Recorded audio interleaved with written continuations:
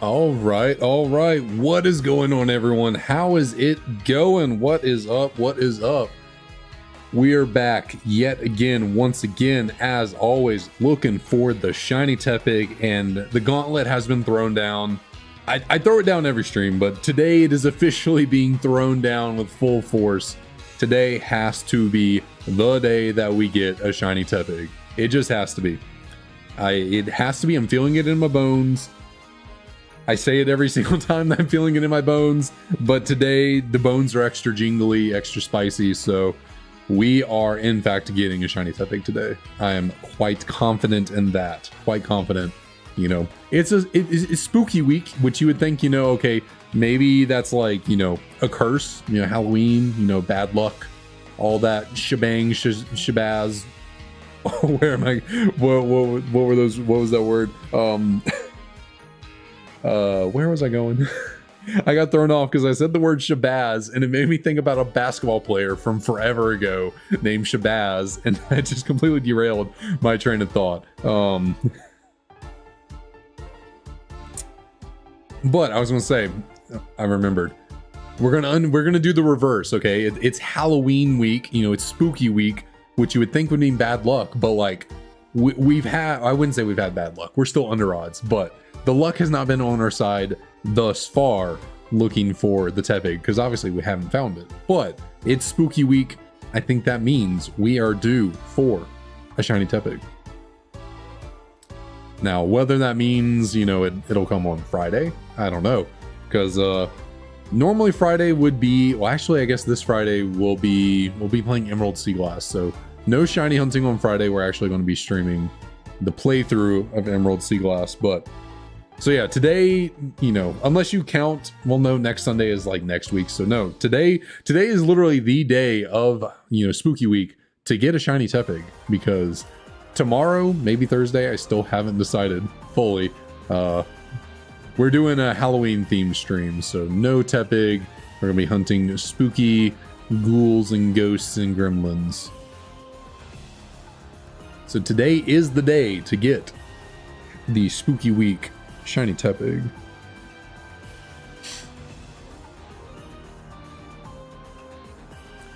Man, I am just extra congested. Goodness me.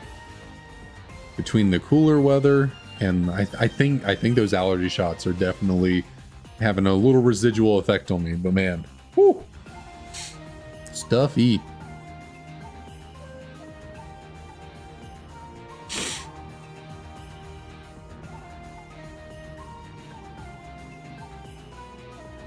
Which really, I mean, it doesn't feel like it's having much of an effect on my speaking, but sometimes when I'm like super insanely stuffy, like spreads my ears too, and that's part of the main reason I've been going to the ENT, is the kind of disorientation I get from seemingly what feels like the stuffiness through my sinuses into my ears, causing some kind of like imbalance in my ears, I want to say, making me feel a little disoriented.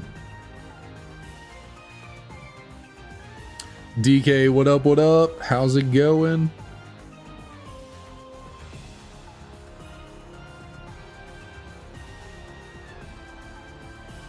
Oh.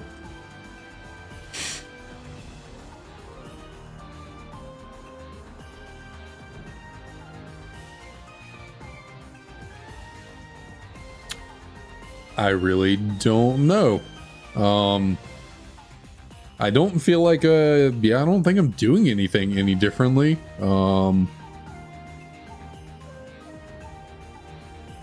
Yeah, I'm really not sure about that. I don't think I have a setting on that. Let's see, well, I guess stream settings. I really am not sure.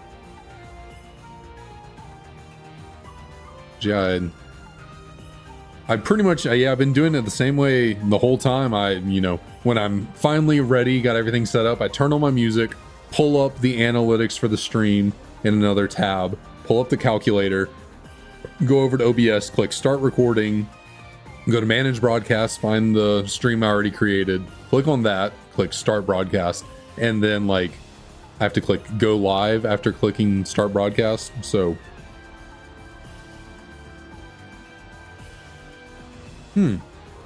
Yeah, I'm not sure what that's about. It's been a minute since I tried to catch someone streaming before they started the stream. If I've hopped into a stream recently, it's typically, you know, once they've already gotten going. So I'm not sure about that. I don't know if that's something on YouTube's end or not.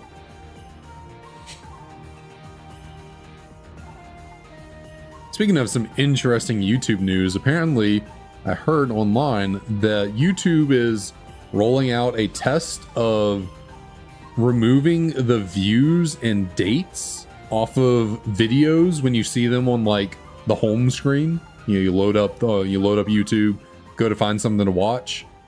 All the videos, they're testing the idea of not showing how many views the video has and when it was posted.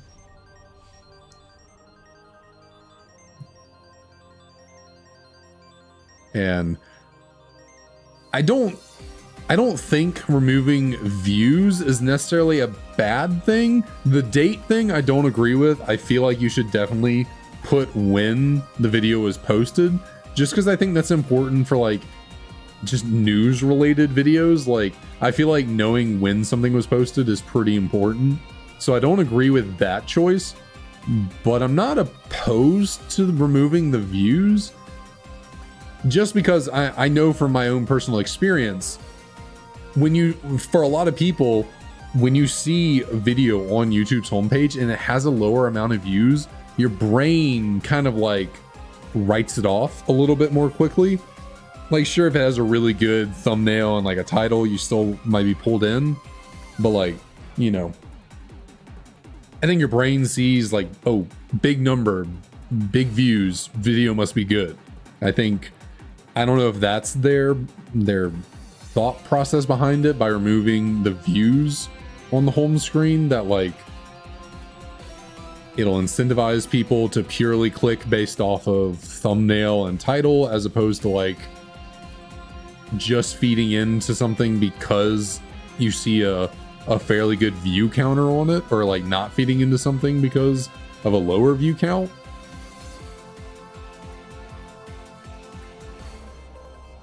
I guess part of my view on that does come a little bit selfishly as a smaller creator. You know, I think, you know, in my own situation, like how many people pass up watching my videos, my streams, because they don't see a large view number on it. So I guess, you know, part of it in my thinking is that like, oh, it could benefit me because like if people are, you know, on YouTube and see my stuff, they might not be dissuaded by a lower number.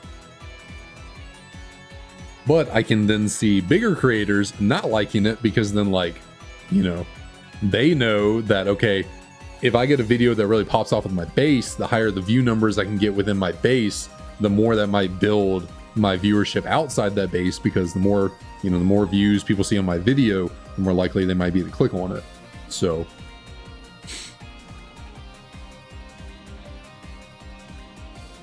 yeah, I mean, everyone's different. Like I said, I know I sometimes do fall into that. I fall into it too with TikTok, where if I like get onto a video and I notice a lower number of likes, I might be more inclined to skip it or not give it a chance because, like, you know, like I said, your brain sees the oh, Crut, I'm sorry, I don't know, I somehow completely missed over Crut's message there. Yeah. Yeah, Cursed Tepig Hunt. I don't know what it was. It like blended in with the background for me. I just completely saw DK's. That was interesting.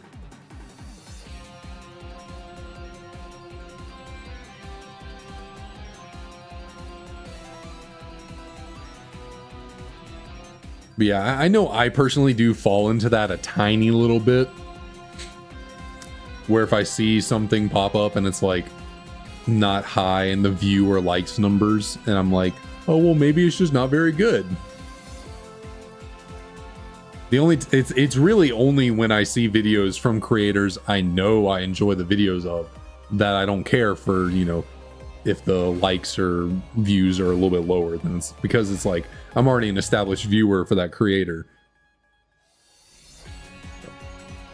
That is something I try to work on with myself, because sometimes I do catch myself seeing a YouTube video with like maybe a cool title or thumbnail, but it's from someone I don't know and it has a lower view count. And I do catch myself sometimes, and I'm like, okay, let's still check it out. You know, yeah, it might not be popping off, but you still give it a shot, still watch it.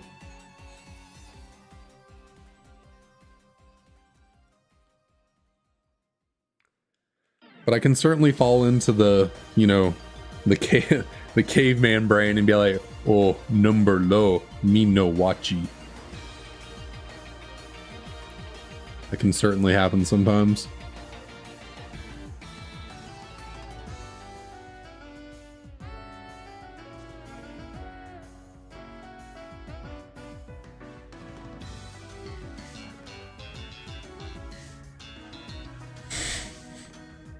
Yeah, I don't know who Tolland is, but I've definitely heard of Nat Geo. I like watching the occasional, whatchamacallit, nature documentary, nature-y stuff.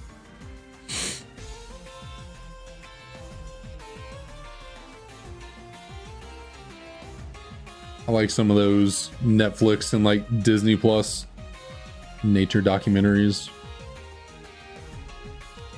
Of course, the GOAT is what's his name? David Attenborough. Is that his narration, his voice is just so sultry, so silky. I don't know if maybe not sultry is the right word. I think that's more like sexy. He's just got a really like smooth and calm. It's calming. It's not sultry. Calming is the better word for it.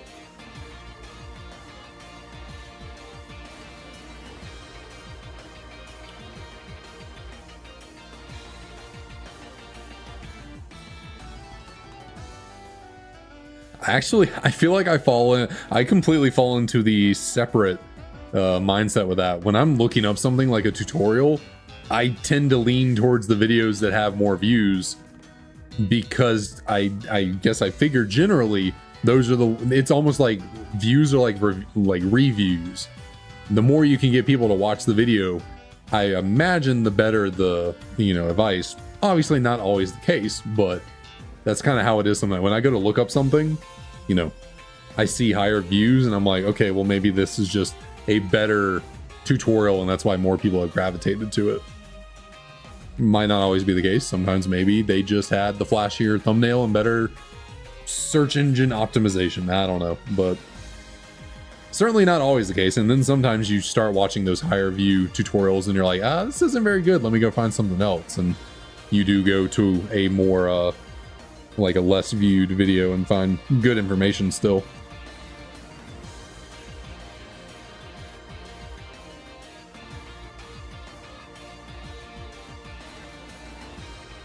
Also don't know who Sam Onella is.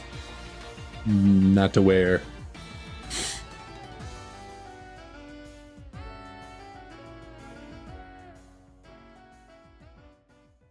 I don't have a very diverse online viewing portfolio. Like if you were to look at my YouTube homepage, it is literally 95% Pokemon videos and then like 5% reaction videos. And occasional, you know, a little bit of other stuff here or there. I guess I would group like commentary videos in with reaction videos. So like, well, I guess maybe not, because there's a big difference between, you know, the channels that are reacting to anime episodes and then like a Drew Gooden type video where, you know, the commentary about something that's going on. Which I specifically bring up Drew Gooden because I've been rewatching a lot of Drew Gooden's old videos and some newer ones. He just makes really good freaking videos. Like, Drew Gooden is he's really good at making YouTube videos.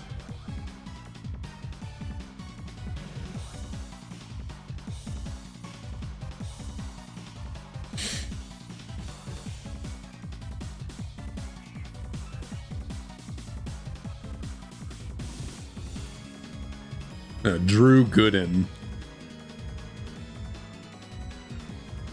Gooden.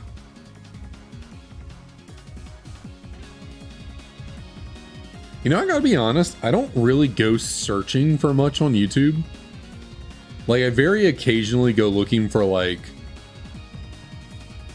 a tutorial maybe on something I'm looking for. But like, I guess I don't really, I don't really go searching for things on YouTube all that often. Like if I'm like, I don't ever really do that.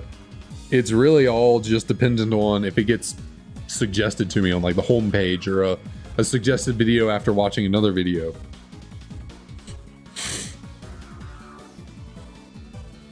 Like, I almost never go on YouTube and type in like Pokemon something. I never go looking for Pokemon content. I just let it come to me through the homepage or suggested. With, again, the exception being like very, like, I guess I found the channel I'm a Blissey, who I watch. I'm a Blissey. I don't know if I pronounced that, enunciated that very well the first time. I ended up finding his videos because I went and looked up how to activate the cute charm glitch, because obviously I needed that for this. So, you know, that is one instance where going to search for things and finding someone worked out, but it is not something I do very often.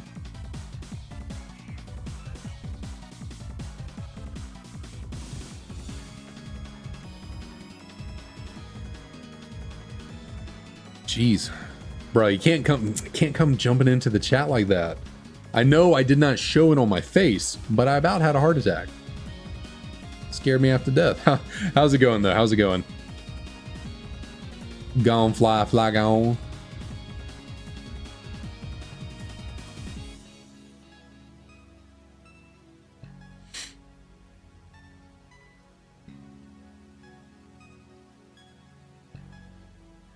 Still hiding, still hiding.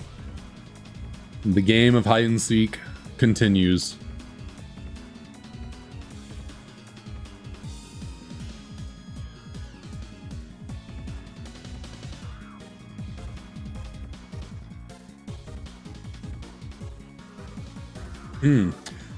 Doing I guess what, white 2 hardcore Nuzlocke. I guess, well, that's, I mean, that's a pretty solid typing to do.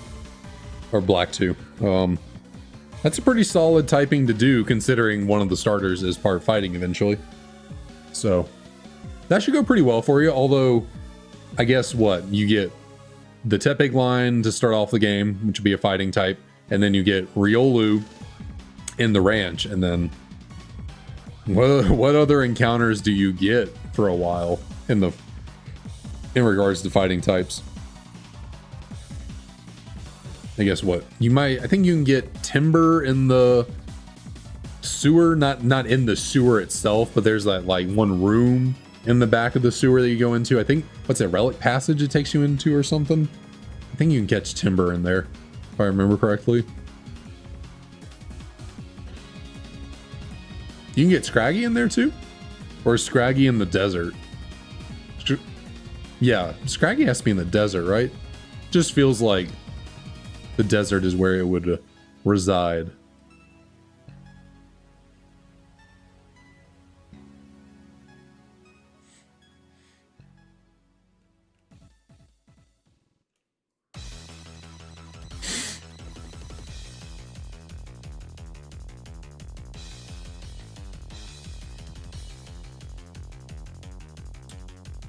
Are you going to use any of the Swords of Justice? I don't think it's technically cheating if you use Virizion. I mean, it's pretty bad, so I don't think it'll give you that unfair of an advantage. Terrakion, probably, yeah, definitely. Cobalion, meh, maybe. Virizion, I don't think that's too shabby to take. What words am I trying to use here to use on the team?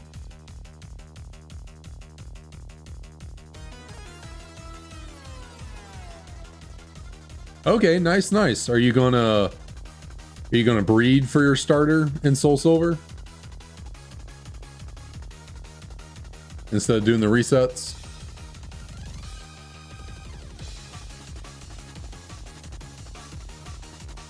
Well, I guess actually no. Once you get You know, actually just, I just had that thought.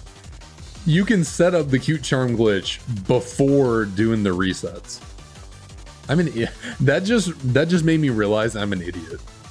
I was thinking about that with my copy of Soul Silver because I was like, oh, I gotta do the hunt for the starters first, and then I can set up the cute charm glitch. I'm an idiot. I'm a complete idiot. It went right over my head. I could just set up the cute charm glitch first and then do the soft reset hunt for the starter. I don't know why I convinced myself I had to hunt the starter first, trade the shiny starter away from the game, reset the save file, and then set up the cute charm glitch. I don't know why. I don't know why I was thinking that. I don't know why in my brain I was like, oh yeah, your trainer ID and your secret trainer ID reset every time you restart the game. No, it's not how it works. Wow. Well, now I feel like I should just go ahead and restart or reset my game and then set up the cute charm glitch in Soul Silver and then just continue the reset hunt for the starters. That's too funny. Like, I can't believe I somehow convinced myself of that.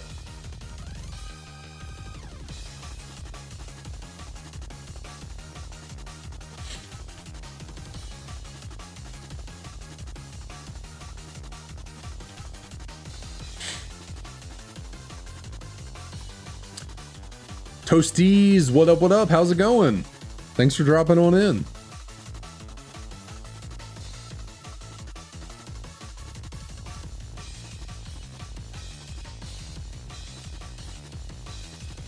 What do we got? We got the Subway, Battle Subway Trainer, Drones Base, and Synths. Synths. I don't know. I feel like I can't pronounce that word. I feel like I'm saying the word synths, like, you know, money, C-E-N-T-S, but I'm trying to say synths. Like, I can't pronounce the TH at the end of that for some reason. It's like if I were to say it synthesis, I can say it fine. Synths. Sorry, it's just really difficult. Interesting. Yeah. It's weirdly random. I don't know where I come up with where that some of that stuff comes from. Yeah, Cynthia. That you know, that's easy. You pronounce that one. Cynthia's. Okay, I guess it's just trying to do the TH sound with the S immediately after it. Just like kind of tough to get out. Chain, what up, what up? Yeah, Tepig, we need the shine. We need the shine now. We need the shiny luck. You know what? We need the shiny luck in chat. I don't ever call for shiny luck in chat, but let's see what we can do. I don't even have a call to action for chat when it comes to like trying to get shiny luck. So I don't know, spam whatever you want, I guess. Whatever comes to your heart, let it out, and we'll see if we can get a shiny right here. I'll try and get through this dialogue. Oh, we got the pig emojis. I like that. Is that from another streamer, or is that just from your phone? I don't recognize that emoji. Let's see what we can do, what we can work with here.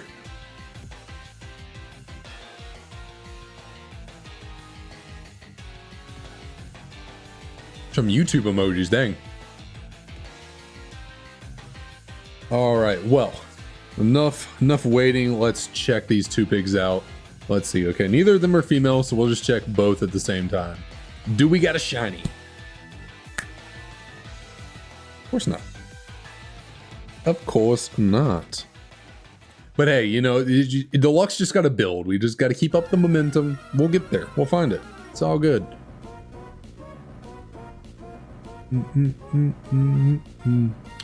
I've tried every which way you can think of to convince this Tepig to shine, and none of it's working. None of it's working. But no worries, DK, no worries. Hopefully we can find it before you check one out. That would be rather tragic for you, DK. You're here so often supporting, looking for this this pig. If we were to find it after you had to dip out, that would be really unfortunate.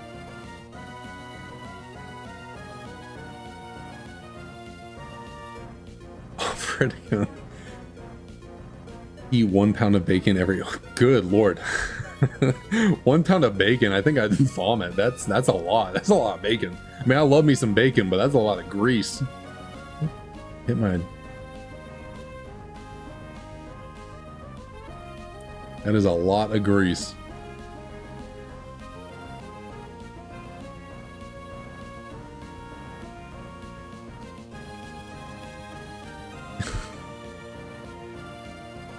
Yeah, I would feel really bad if it shined for us and you had to check on out. But yeah, I can't decide if trying to threaten the Tepig is a good idea, because then like what if I just scare it away? I mean, I've tried being really nice, you know, I've tried being flattering. I've literally spent money to convince the Tepig to show for us. The shiny Embor is hanging out right here, like I've done what I can.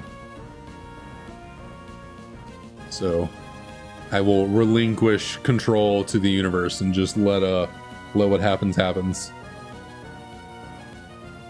I don't have a sitting cutie. I have a number of them in my eBay watch list that I'm just sitting on, hoping that I don't have to buy them. I mean, they're not that expensive, but I'm just sitting here like, do I really want to buy a sitting cutie? Because like, what if I buy it and then we find it before it even comes in the mail? But at this point, I could have bought it easily and we'd have it, but...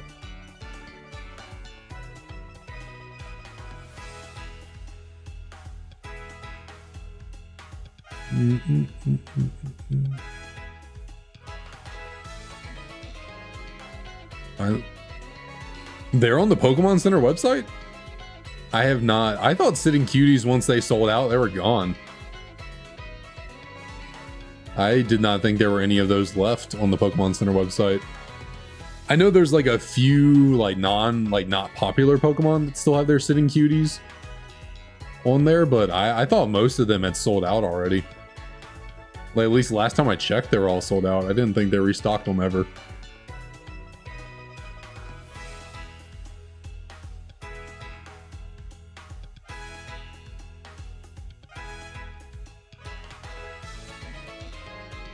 Oh, well, I'll have to check that out. I really thought they were gone.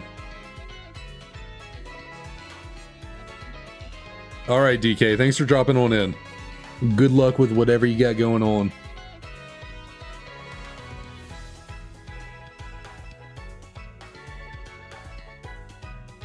But yeah, I mean, even the ones on eBay are not that expensive, really. I don't remember how much they are retail off the Pokemon Center website, but the ones on eBay are not that bad.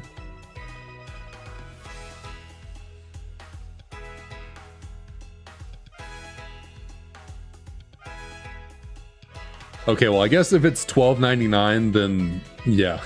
The ones online are probably, yeah, well over double that. I think the cheapest one I have in my inbox, in my whatchamacallit watch list is like 30 bucks, I think. So, yeah, maybe, you know what? Let's... Pokemon Center Tepig sitting cutie.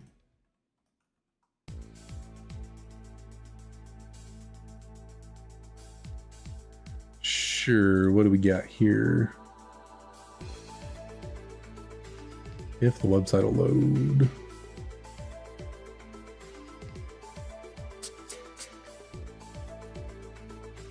Yeah, the Tepig is out of stock. Well, what can you do?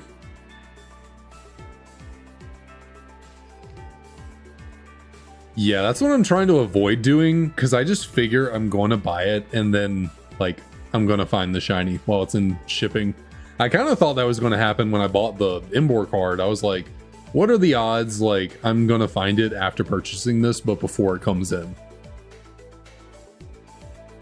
I mean, I didn't quite mind it, because as a big collector of Pokemon cards, I like having this card in my collection. It's a nice card, but the sitting cutie, I could really do without. It's just really only purchasing it for this this as a good luck charm, so I don't necessarily need it.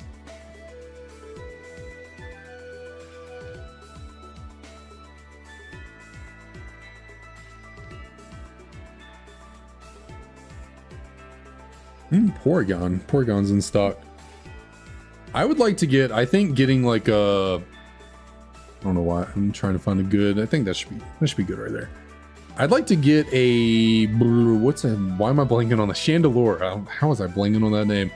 I want to get one of those for the Sitting Cuties. I remember looking into them way back, and I was like, oh, I really like, I mean, I just like Chandelure in general, but getting the Sitting Cutie would be really cool for that one.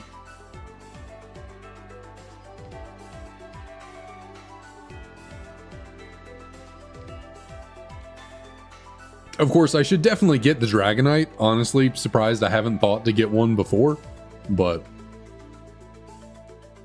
you buy so much Dragonite stuff, you're gonna miss some of it, even the most obvious ones.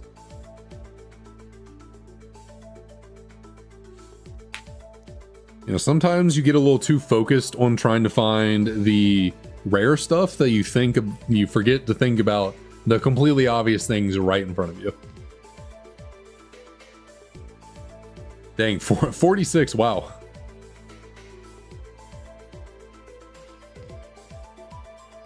That is quite the collection. I don't think I have... Yeah, I definitely do not have 46 total plushies in my collection behind me. I don't really collect plushies. Like, obviously I buy the Dragonite ones when I see them, when I find them. But all the Pikachu ones behind me, like, I think maybe one of those I bought myself. Almost... Not even almost. All of them but one were gifts from my fiance. I think I bought for myself the pumpkin Pikachu right there, and maybe one of these over here that's like shiny per se, but all the rest of those, you know, the really big Pikachu right here, Emily bought for me. Build-A-Bear Pikachu, Emily bought for me. A couple of the other Pikachu back there, Emily's bought.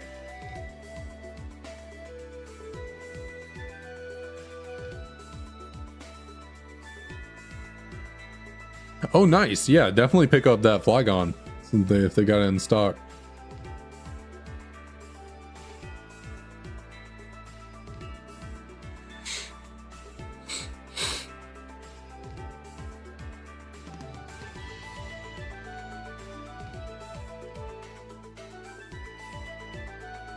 Yeah, they do make some cute Pikachu plushies. I think one of them I have back here is like a spring themed. It's like holding a flower or something. Emily got it for me. It's pretty cute.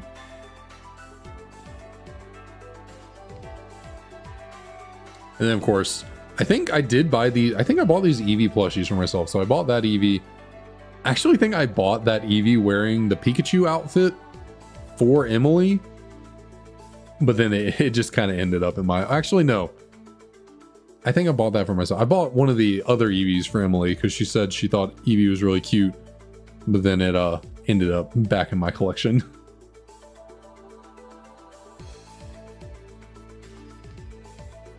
And then I am a massive... I wouldn't say massive. I mean, Espeon's my third favorite Pokemon, so that's pretty big. So when I saw Espeon and Umbreon in store one day, I was like, well, I gotta pick them up. Love Espeon and can't go without its duo partner.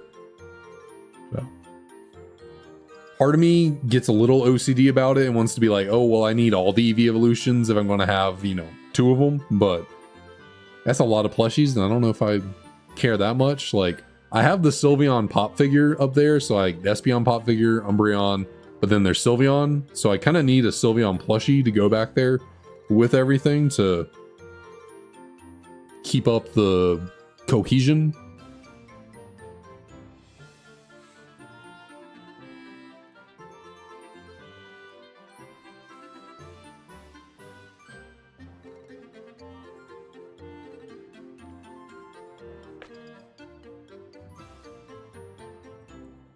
I'm honestly not much of an online shopper. I prefer buying stuff in person. Like, that's kind of that's like my boomer outlook. Like, that's my one big boomer opinion. I don't like buying things online. I really enjoy going out into the world and just finding stuff. I don't know what it is. Like, if I had the choice between like buying a Pokemon card at the store or online, I would choose at the store. Like, I really enjoy going to card shops and just flipping through binders of cards. Not with any certain particular card in mind trying to get, just looking for something cool that I like. Same with, you know, plushies or whatnot. I just like going to the store, and if something catches my eye, I grab it. Not that I dislike buying stuff online. I just really prefer in person for some reason.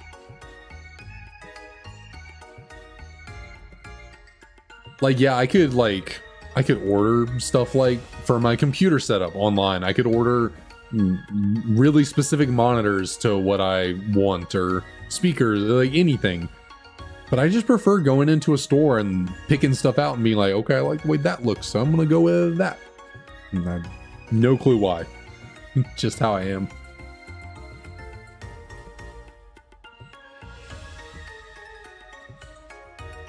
Now that could be preventing me from getting the best option, you know, or the best deal. You know, maybe there's just deals to be had online that maybe you can't find in store, but whoops, oh well.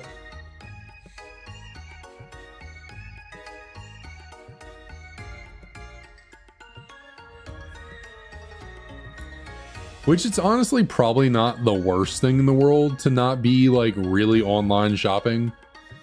Because then I'm not chronically like spending money willy-nilly, always finding things online. I kind of fell into that a little bit when I first got into collecting Pokemon cards, because I lived on eBay during the first like year that I was collecting. Like, I got on eBay and Mercari, both of them. I was getting on those apps constantly. Like, every 30 minutes I was getting on there searching for something, looking at something. Just I would watch a video, see a card that I like, and be like, oh, let me go look that up on eBay, find some, throw them on my watch list. Like,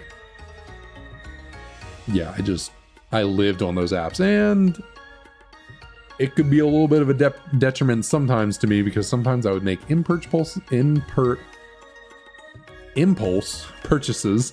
I was combining. I was like impulse is the word I'm looking for.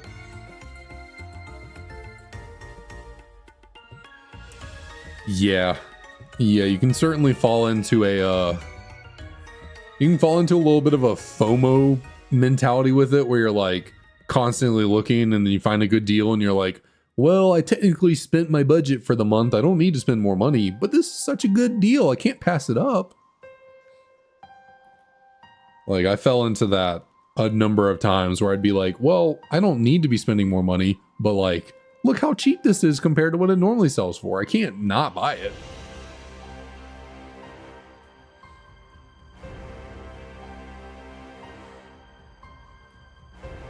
So, yeah, can certainly be a dangerous game.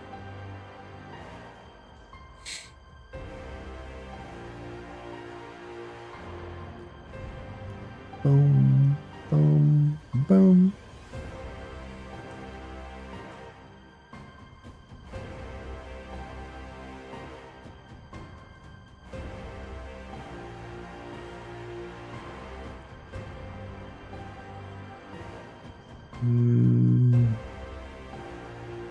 Trying to think if I want to make a call, but I just have not been feeling any calls lately.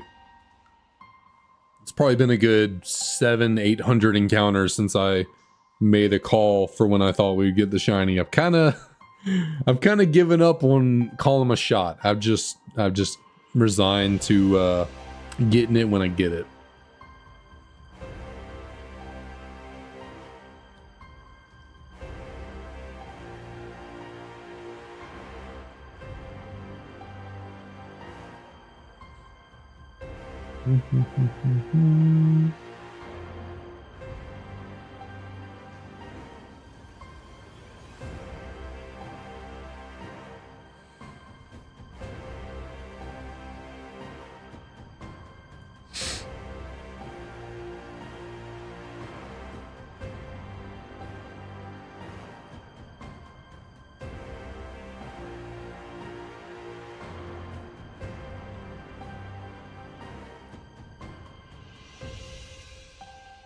right, let us check out these two little pigs. What do we got? What do we got?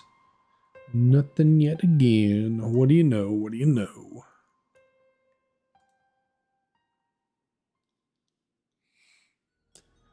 Man, it was a really, really gloomy day today. Like, it was just overcast, cloudy, kind of gray skies. Barely any sun peeking through for just the entirety of the day. Felt good outside, you know, felt great. Went on a walk early this morning, had a hoodie on, but shorts. Felt perfect.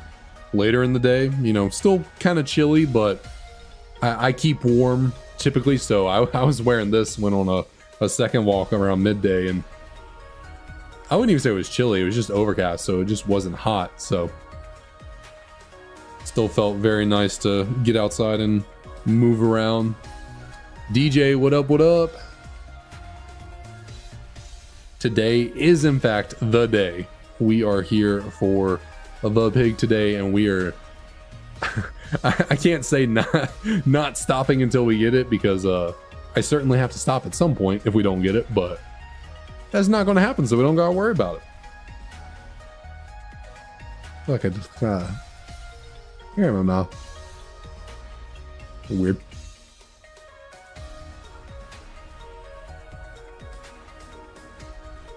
Yeah, I was pretty productive today, you know. Got up, made myself some I'm trying to get into a better early morning routine, because I've noticed that when I wake up and immediately just go to vegetating on the couch and, you know, doing tiny bit of work, you know, I work from home, my job, so sometimes I just, you know, wake up, take my dogs out, and then just come in, grab my laptop, plop down on the floor, do some, you know, light work, and just play with my dogs. And I find that sometimes when I do that, I have a hard time then getting up and motivating myself to really do something. DK, welcome back, welcome back. Glad you were freed, because as of right now here, we're getting a shiny. That would have been great. That would have been great. But hey, at least, you know, you won't miss it when we do get the shiny.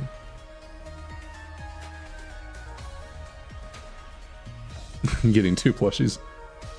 But yeah, so I'm trying to be more, just a tiny bit more proactive when I wake up in the morning, so I don't sit down and never want to get back up. So, you know, wake up, take the dogs out, take a shower. Taking a morning shower just really it just really starts the day off well for me. It just does. I'd kind of gotten away from it, you know, growing up. All throughout school, I was very much a morning shower person. Always took a shower in the morning before going out. And then, of course, you know, when I was in the office going to work, I took a shower in the morning. But since working from home, I became like a midday or like nighttime shower. But I think waking up and taking a morning shower really like invigorates me for the day. And then make breakfast, go on a walk. Just kind of like get up and get moving, you know. As the old saying goes, an object at rest stays at rest, an object in motion stays in motion. So, trying to live by that.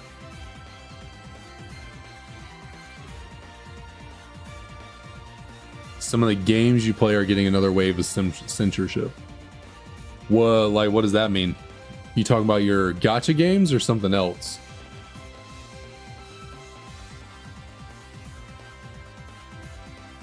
So I'm trying to gradually do the cold shower thing, but I really do enjoy me a good hot shower.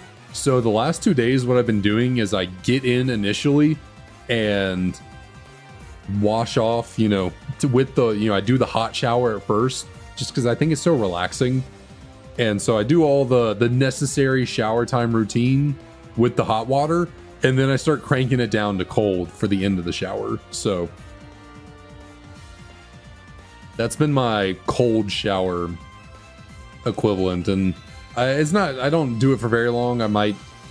Yesterday I was in there for much longer, and by much longer I mean like I think I was in the cold water for 3 minutes.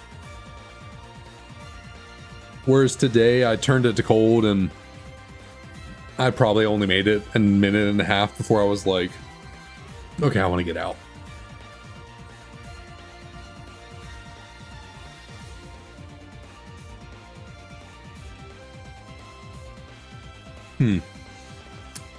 Gotcha, I gotcha. No, I love me a hot shower. I have been a hot shower person my entire life. There is no better. I mean, during the summer, it's not as nice because it's obviously very hot outside, and so it's not as cool indoors, and so I'm not naturally just cold. But once it hits wintertime and it starts staying, you know, a little bit cooler, you're more naturally just cold because of the weather. You got like a hoodie on most of the day. Jumping in a nice warm shower when you're cold, ooh. I mean, it's probably the equivalent feeling of like being really hot outside and then jumping into like a pool or a lake or something. Just really refreshing to kind of bring your body temperature down in that setting. But like when it's cold and you go get in a nice hot shower and it brings your body temperature up, ooh, that's a good feeling that I very much enjoy.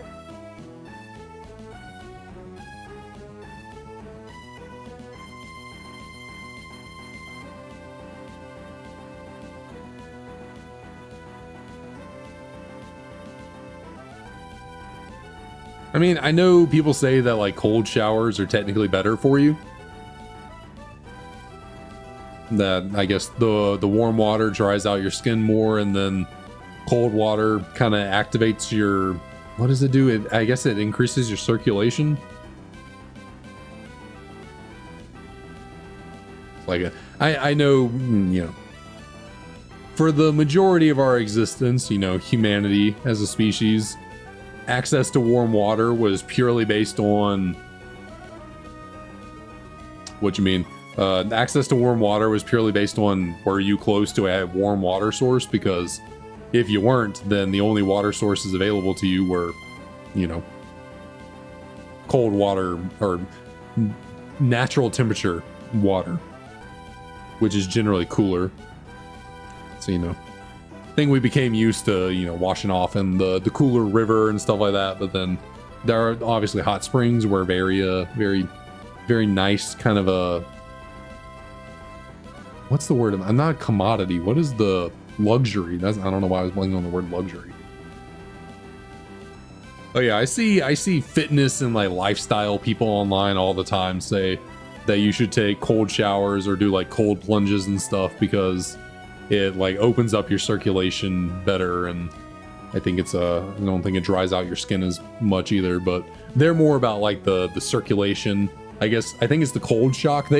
Those people are, you know, really intense about it. They're not just doing like cool, like cold showers. Like they're doing ice, you know, ice baths, you know, frozen water, and jumping into it and being like, yeah, it sends your body into shock and opens up your circulation, and I guess it increases like chemicals released in your brain because of it, and I think makes you more alert and maybe focused or something. Because I think naturally our response to falling into freezing, frigid cold water is to become very alert to figure out, how do I get out of this freezing cold water?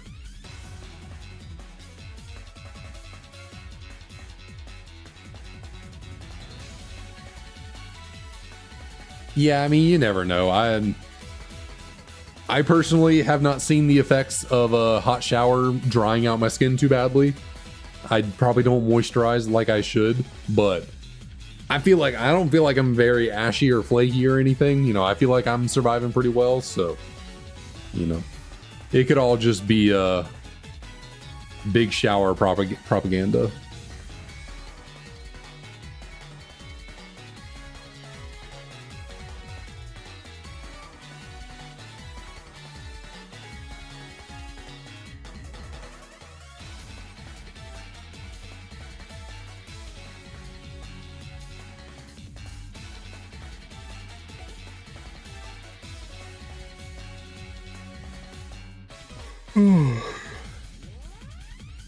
Yeah, some people are real serious about their cold plunges. I used to watch a lot of strongman, strongman stuff.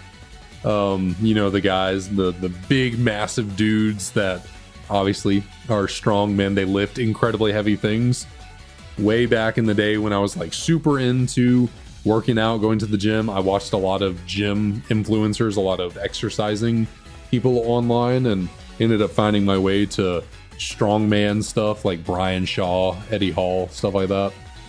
And they're pretty serious about the cold plunges and the cold tubs and all that. You know, like they basically have the inverse of a hot tub installed in like their house, their facility, so that they can do a cold plunge before or after a workout. I think it's mainly after.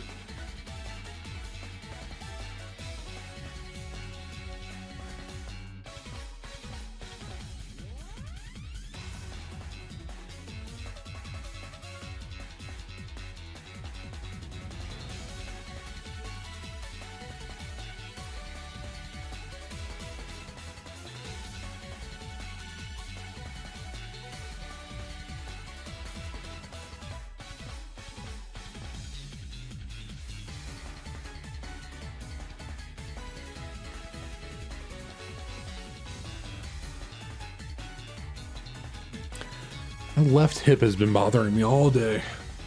Try and stretch this out a little bit.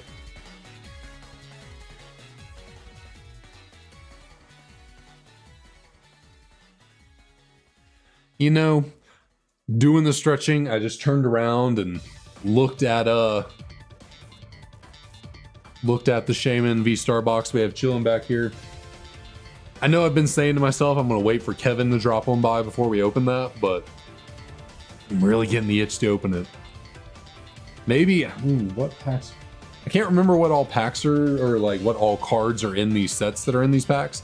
I don't think there's any Tepig line Pokemon, like, you know, Tepig, Emboar, Pignite in these sets. Actually, there might be a Fusion Strike Tepig, and there's Fusion Strike in that box. I might open that. I might get a little crazy and open that.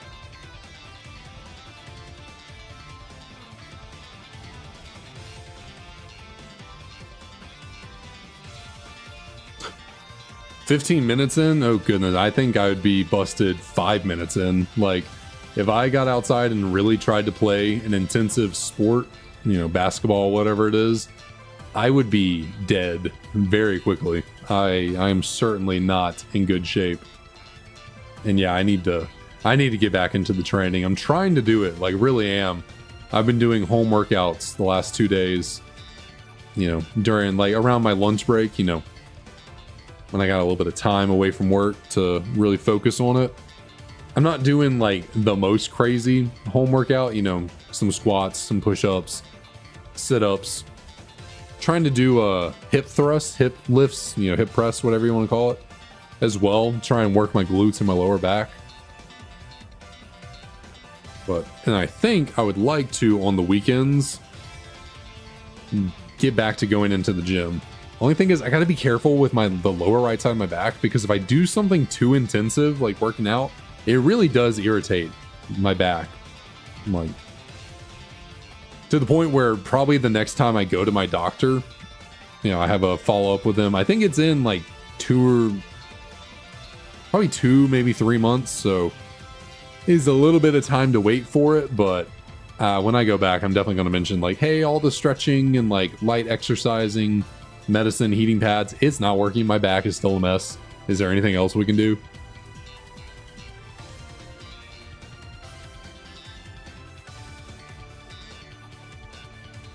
Ooh. Well, we got I forgot what I was doing. We got some nicknames for these few Tepigs. Oh goodness, getting stuffy again.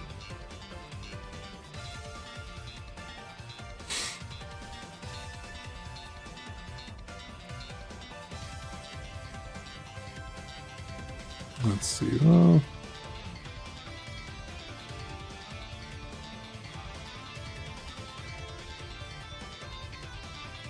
Well, the random nicknaming did not help us achieve a shiny, unfortunately.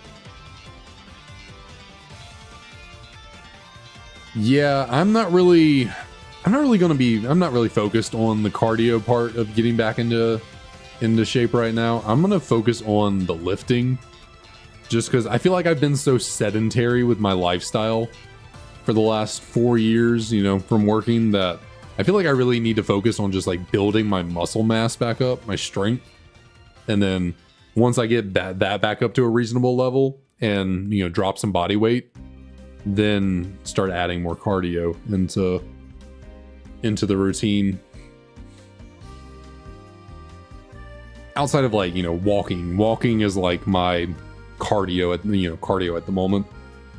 I can't, not quotes, walking is cardio. It's just not super insanely intensive cardio, but I guess it can be intensive for whatever, you know, certain situations and physical fitness.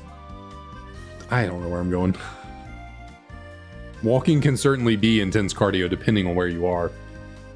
I guess I'm lucky enough to not be so bad, you know, out of shape that walking is super difficult on me.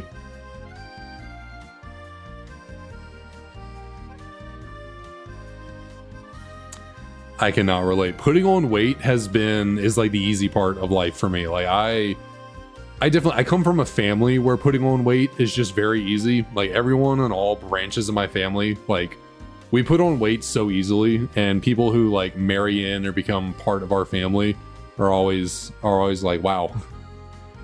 It's pretty not great.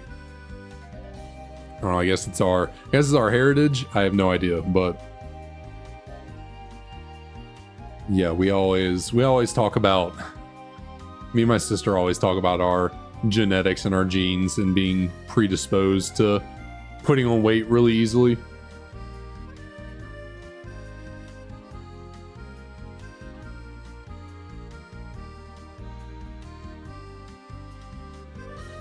Also, don't know if this is a genetic thing, but my family, especially my immediate family, being my sister, my mom, and my dad, we all have really bad sweet tooths. I don't know if that's like something my sister and I got from my parents, but we are all fiends for sweets, candies, just, yeah, anything with sugar in it. Like, yeah, my family, we all have really bad sweet tooth. Like ice cream, we all love ice cream. Man, we are ice cream connoisseurs.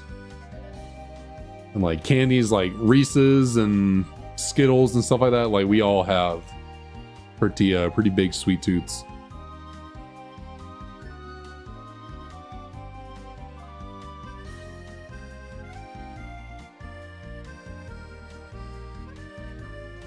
I also think we all stress eat. I think we all definitely stress eat. For sure. But I'm gonna go tell Emily goodnight real quick, and I will be right back.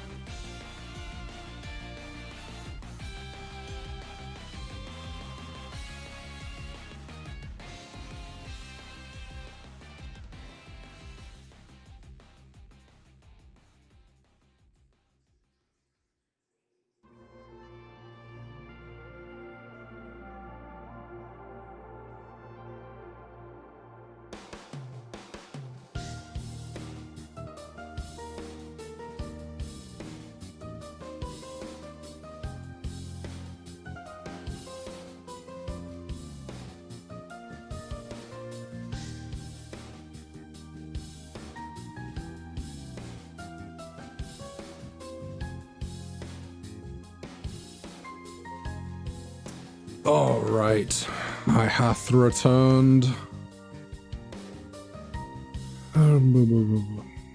Yeah, no, cannot relate. I very much, very much pack on the pounds when I eat badly.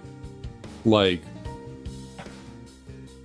to emphasize to you how easily I'm able to gain weight. So going into 2020, you know, before COVID, before a pandemic, before everything shut down, you know, right at the beginning of 2020, I think I was a solid 195, 200 pounds. I was trying now, granted, at the, you know, beginning of the year, I was trying to put on some muscle mass, some weight, but like, I was very skinny at the time. You know, I was like 6'4", so being, you know, under 200, you know, I was very thin. But then, you know, quarantine happened and the pandemic, and Emily and I moved in together. So like, you know, once you're like living in a relationship like that, you kind of like get into a phase, not a phrase, of going out to eat all the time, just always wanting to do something, always going out, always getting a little sweet treat here, there. So like I said, started 2020, 195, maybe 200 pounds. I ended the year 2020, 230 pounds.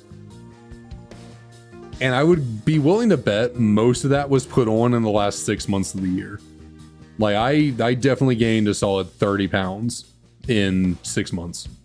And then probably over the course of the next year, 2021, I think I put on another like 20 pounds.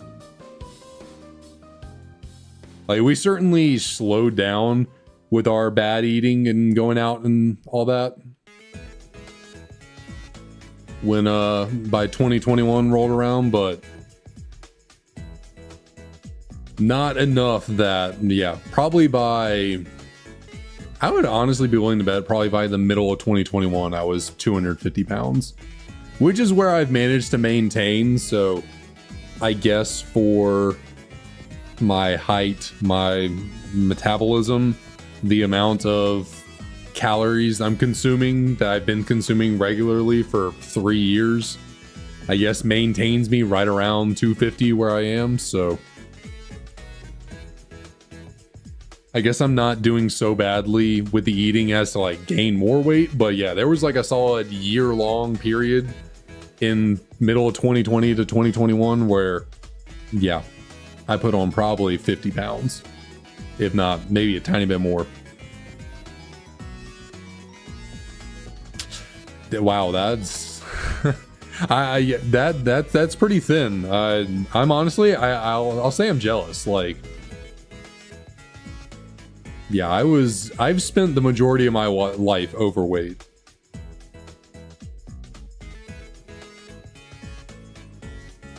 Like I don't know about majority. Definitely growing up until probably the age of, I guess I was actually pretty skinny until like the age of 10. But then right around middle school, I just really started pudging out. Like I guess a lot of people do that, you know, get the kind of little kid baby weight before hitting puberty. But it just kind of stayed with me until I was 17. So for a solid 7 years, I was pretty pudgy and overweight. And then from 17 to like 18, I was like skinny fat, I guess you would say. Like that was when I finally hit my growth spurt. So like my weight kind of distributed, but I wasn't in really good shape or anything. So like I was thin for like maybe a year after growing, but then like I had such bad eating habits and did not exercise regularly. So probably, yeah, again, by the time I was like 19, I was back to being overweight. And then I spent from 19 to 23 being pretty overweight as well.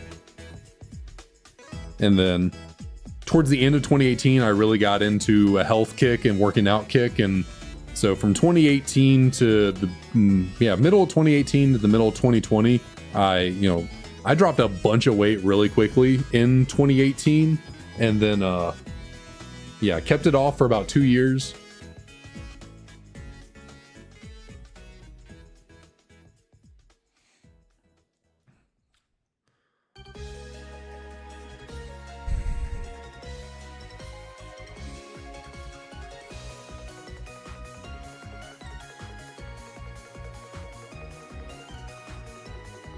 I mean, I guess it depends on how tall you are, really. Like, I mean, if you're 5'1", 250 pounds is probably pretty large.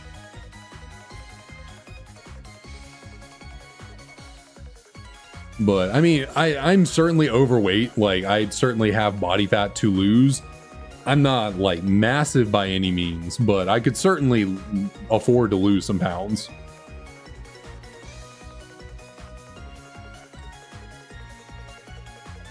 But I'm sitting right now between 250 and 260, kind of just not even. I'm like 250 to 255, just fluctuating. I'd like to be 220. I think that's my ideal weight, but like that would be 220 with some muscle mass. So how I'm gonna get there, I do not know. I gotta get diligent and really get to working, but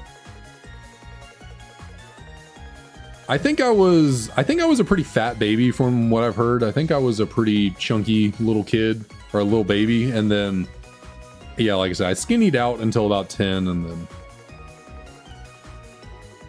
spent the majority of middle school and high school little chunky kid, and had a growth spurt, and then gained some weight, and yeah.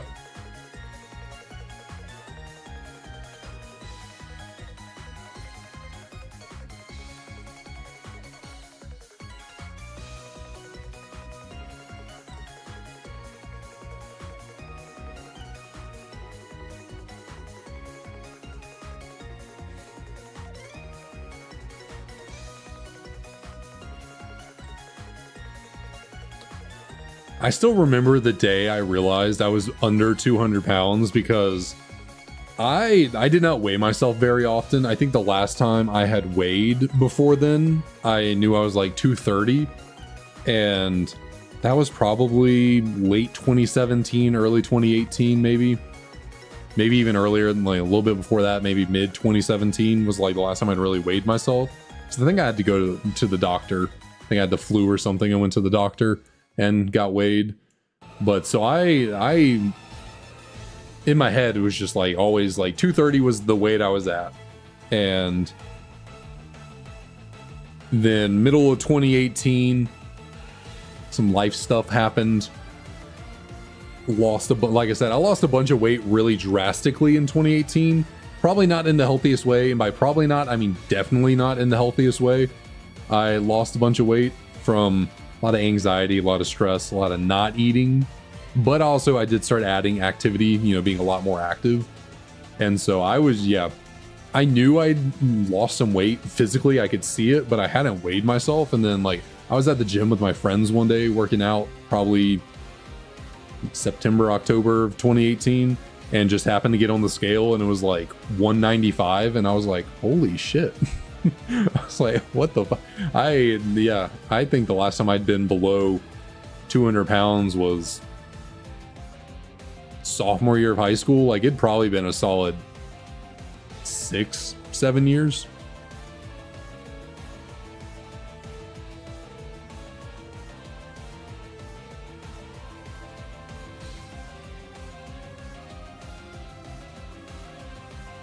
Yeah, something is up with my eyes at the moment.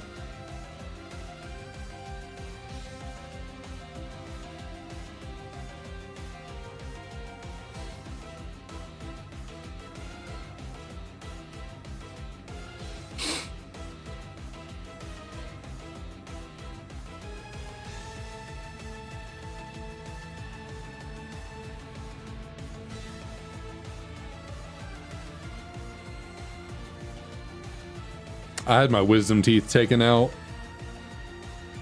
When was that? Sophomore year of college, I think. So, yeah, I had my wisdom teeth taken out in the last... Shit. I guess sophomore year of college was... Okay, well... I was about to say, well, I guess so. If it was sophomore year of college, I guess that was, what, 5-6 years ago? No, sophomore year of college was just a solid 9 years ago for me. I'm freaking old. But yeah, I had my wisdom teeth taken out earlier in college.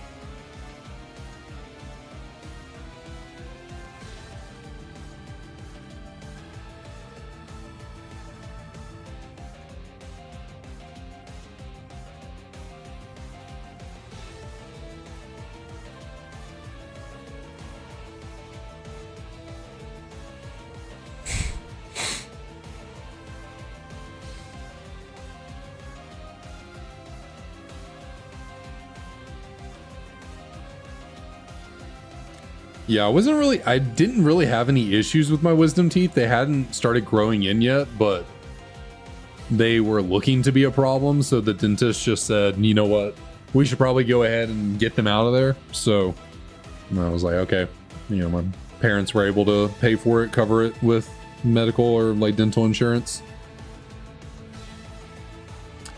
Yeah, I certainly, I'm getting up there. I mean, I'm about to be 29. But obviously, you know, that's not getting up there, but like, it certainly feels old. And it certainly does feel like just yesterday, because I started college 10 years ago, like over 10 years ago. My freshman year of college started in August of 2014. So it is pretty surreal to think about, because it really feels like yesterday I was graduating college, and now somehow the last 5 years of just, actually, it's almost been 6 years since I graduated. I graduated in December of 2018, so yeah, 6 years is just crazy. Because I say this to Emily all the time, the 4.5 years I did in college felt like an eternity.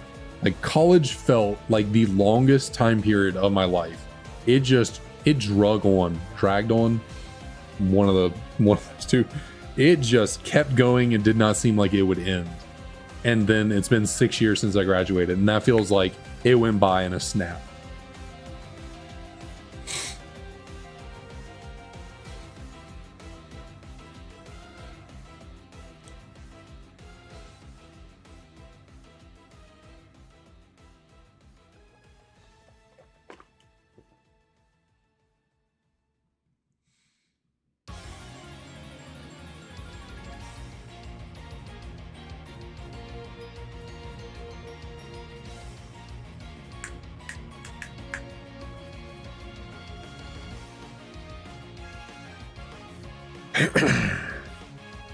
I swear, I think having to go outside like messed with my sinuses, because I was feeling pretty clear and could breathe.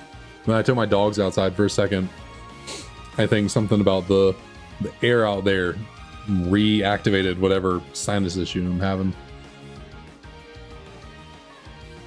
Yeah, it's a really strange and conflicting feeling for me, because I was so done with college. Like, I did not enjoy college one bit. Probably the worst. Oh, I guess I don't know if I'd say the first 2 years of college were that bad. Freshman year was pretty good. Sophomore year was like kind of a decline. Definitely got a lot harder, and you know, I guess life wasn't too terrible, but the last 2 years of college were really rough for me. I guess last 2.5. Like, those were some really rough years. Probably the two roughest years of my life, just from like personal point of view. Like, yeah, just not a lot of good things going on in my personal life, which was all it was all my own fault.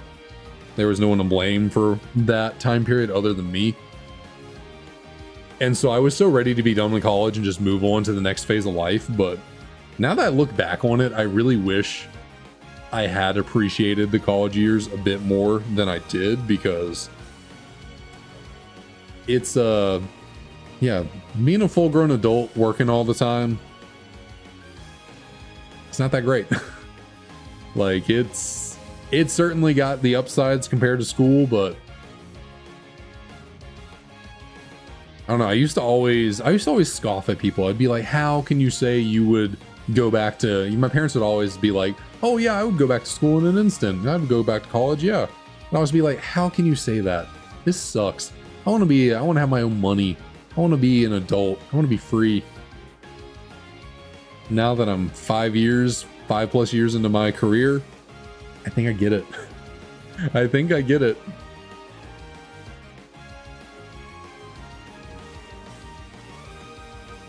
Because, like, yeah, school stress was no bueno for certain.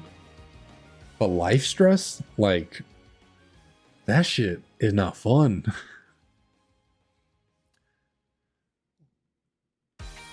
Like, I guess this is a very privileged thing to say, but I was not concerned about money during college. I was very lucky that my parents like could help me as much as they did. You know, I took on a lot of student loans, but you know, in terms of like not having a car payment. I didn't have to pay for my own car thanks to my parents. I never had to pay for my own housing during college. So like I was very lucky in that sense that like I really didn't have to worry about money during college.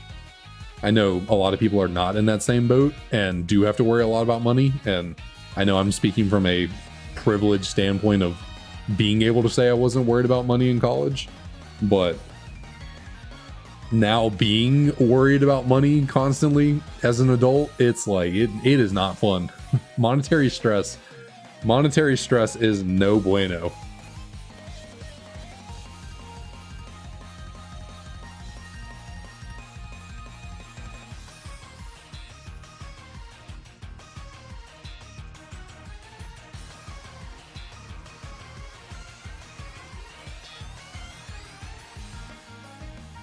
So like when I think back on college, it's like, yeah, I had some pretty rough personal years, but like if I had just, obviously, you know, you don't gain life experience without going through life, but like if I was able to redo those years with my life experience, like I could definitely see, you know, college being like a very fun time for a lot of people to look back on. I can understand now that I've gotten out of it why a lot of people say like they would certainly go back or they miss it or it was, you know, such a great time in their life. You know, if I'd been able to appreciate it properly, I could definitely say, you know, shoot, sometimes it's like I didn't even appreciate college all that much.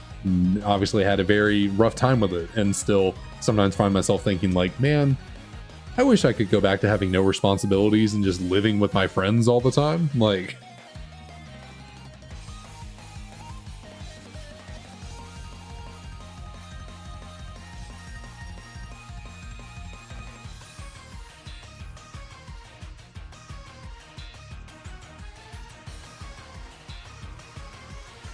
yeah, I think that's the most tragic thing about, you know, your own humanity is that like it's just so much easier to look back on life and like wish you could redo things differently than it's so much easier to do that and be like, okay, well, if I was able to do this over again, this is what I would do, because you obviously learn from it. It's like so much easier to look back than it is to look forward, because obviously you don't know the future. So you don't know what you don't know, so you don't know how to prepare for what you don't know is coming. And it's just kind of like, it's kind of a tragic situation to be in, where it's like it's so hard to not kind of look into the past and be like, oh, I wish I could just redo that. I wish I could just do that better, because it's like, you know, you probably should be focusing on the future, you know, living life now, so that, you know, 10 years from now, you're not looking back and thinking, oh, I wish I would lived better, lived differently, you know. By living more presently, more, you know, working towards a better future for yourself, you can maybe avoid the looking back and being like, damn, wish I'd done things differently. But also it's like almost impossible to do that, because like, again, life experience is how you learn. So it's very tough to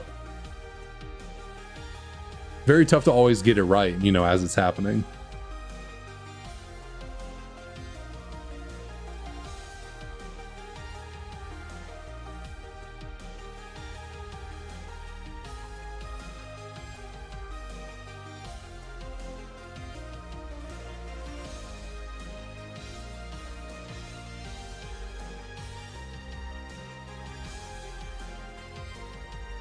But yeah, I totally agree, you know. It's like, while sometimes I think back and then like, man, I wish I could have, you know, done things differently those last 2 years of college, lived a much happier life back then.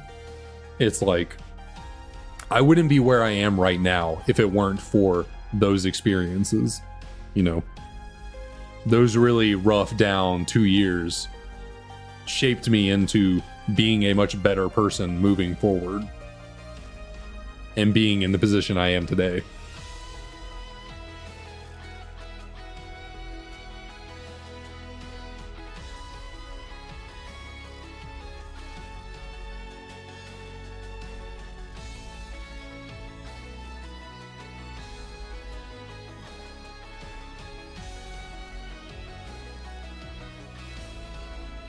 And at the end of the day, I mean, that's what life is. It's learning from your mistakes, it's growing, and it's improving as you go. That's all you can really do to win at the game of life. You know, just learn and grow from everything that you experience.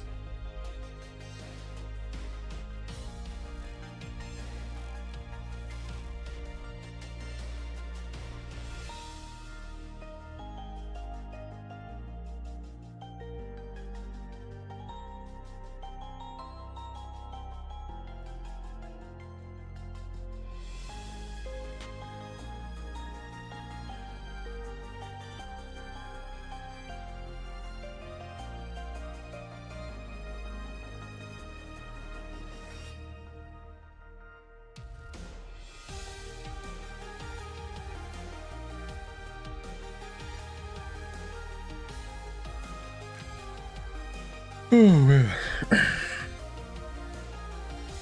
Gotta get up slightly earlier tomorrow for work, unfortunately. I gotta actually go into work again. I gotta go walk down a facility. I gotta go check some stuff out for a new project we're working on, so I gotta wake up a tiny tad bit earlier. Not too terribly much, but like a little bit. And actually I gotta actually get ready and go out there.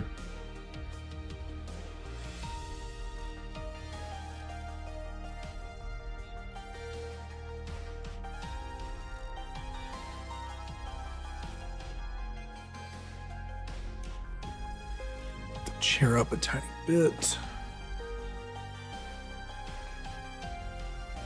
And my left side is just really like really pinched over here on my back right now.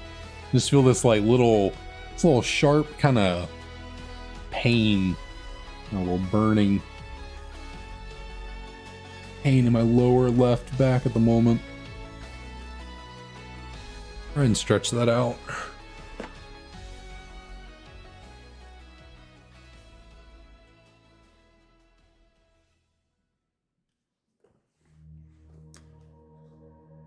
I really used to not mind it. In fact, I used to really love driving. I loved long road trips. I loved just getting out on the open road and just driving, you know, music playing, no thoughts, just kind of chilling and vibing. But now with the issues I'm having, like with my back and with my kind of disorientation, driving is not very fun at the moment because my back starts killing me. And sometimes, depending on the situation, you know, how I'm feeling that day, I can get a little discombobulated. So driving has kind of gone from something I enjoyed to something at least driving long distances, you know, if I only have to drive 15-20 minutes, I'm fine. When I got to start pushing an hour, that's when it's kind of like, that's when not so great, not so fun.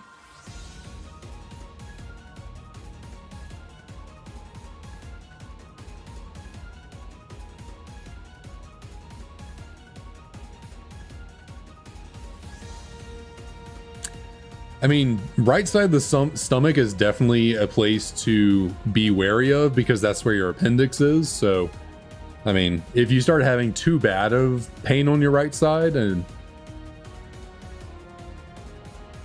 maybe not the worst idea to get it checked out because, yeah, you don't want your appendix to have issues and rupture and, you know, go through the complications of that.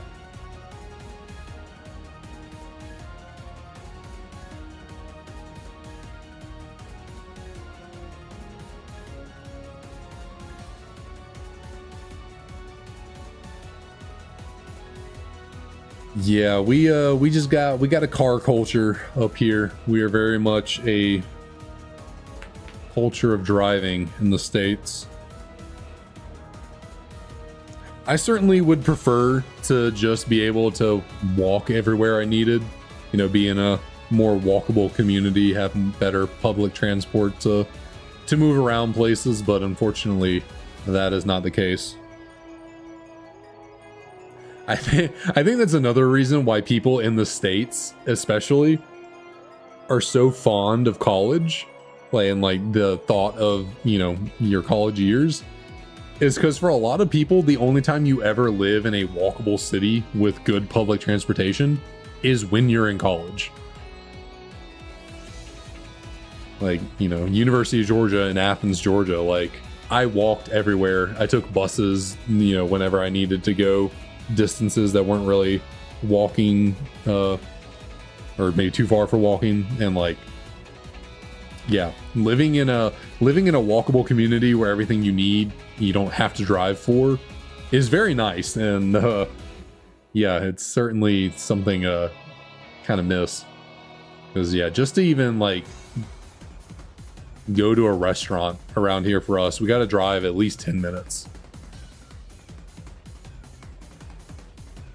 There is not a thing that's walkable around here for us. Like the closest restaurant to us is like a Subway or something. I don't know how many miles, 5 miles down the road, maybe. Well, 5 miles might be a little exaggerated. Well, actually, I'll say 4. I'll say 4. But you know, you gotta walk along like a 5-lane road with no sidewalk to get to that Subway. So like, it is not feasible to walk over there. But that's literally it.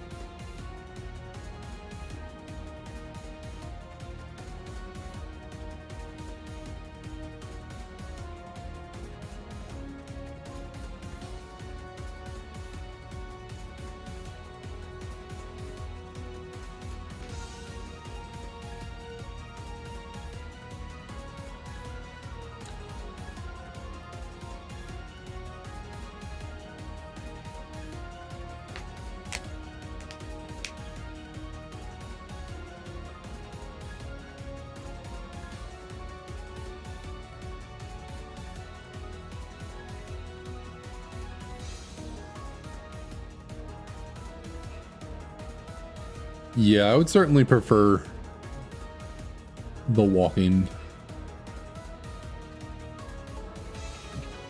That's what when we went to Iceland last year, that was something we loved so much about being in Reykjavik. You know, we were staying in the main city of Reykjavik, and you know, I know they have their own issues with things being really expensive, especially like the real estate and the housing there, but just like the walkability of being in that city, it was just such a nice feeling to just walk out your front door and having so much available to you at your, you know, fingertips. Just restaurants, shops, just everything galore, just so immediately close around us. And then anything we needed to get to that was like a little bit farther away, not walking wise, you just take a bus.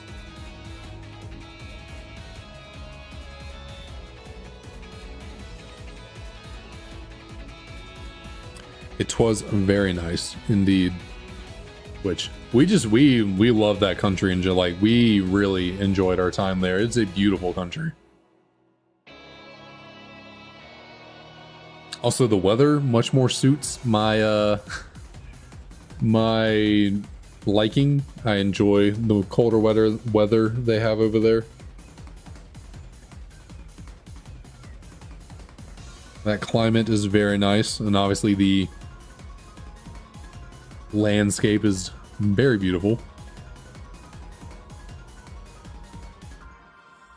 So we always joke around and mention how we would like to live over there, how nice it would be. But I think Emily actually looked into it one time, and it is not very easy to move over there, like for extended periods of time.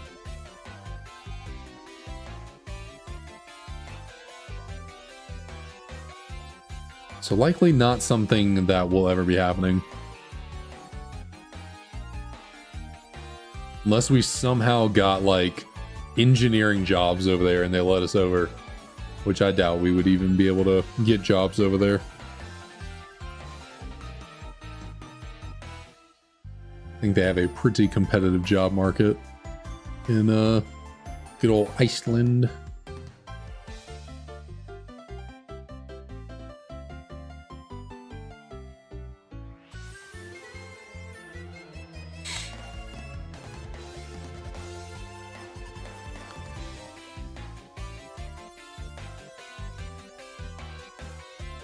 You know, I'm thinking at 7,200 encounters, I'm going to open that box back there. I'm just getting the itch. I'm getting the urge. I want to open some packs, and like I said, I'm pretty sure there is a Tepig inside of the Fusion Strike packs in there, so I think we're gonna open those up on stream and see if maybe we can pull something, bring a little luck to us. Yeah, it certainly would be a lot to move over there.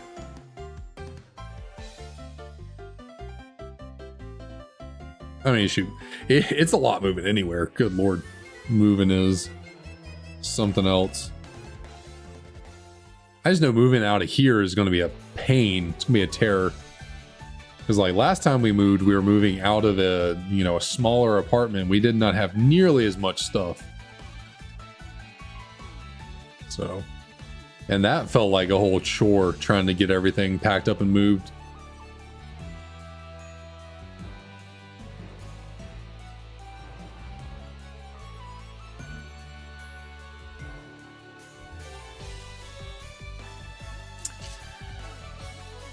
Yeah, you're right. We are about to hit 7,192 in the next two after these if we don't somehow get it here. Nope. So yep, we are officially 1,000 away from hitting odds. That is I'm not liking that. I'm not liking that.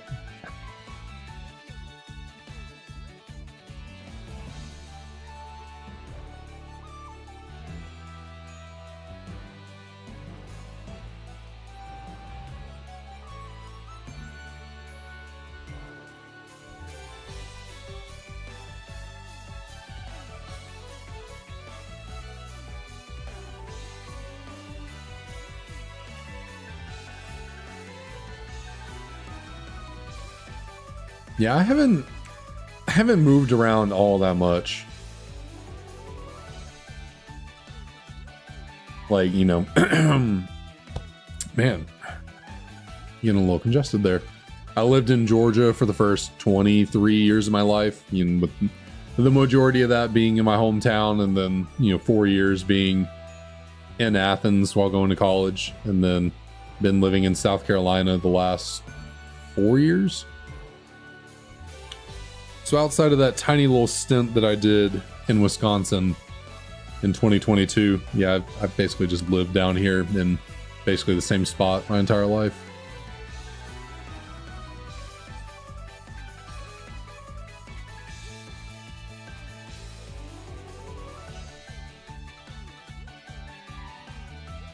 My parents have been in the same house since I was 7.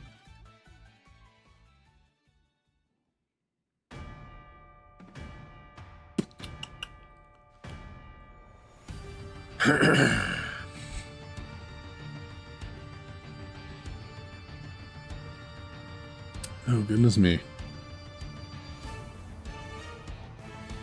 What I need to decide, how do I want to do this card opening? Do I want to just show the cards to the face camera up here, or do I want to try and tweak this camera down here to be usable for the cards? Decisions.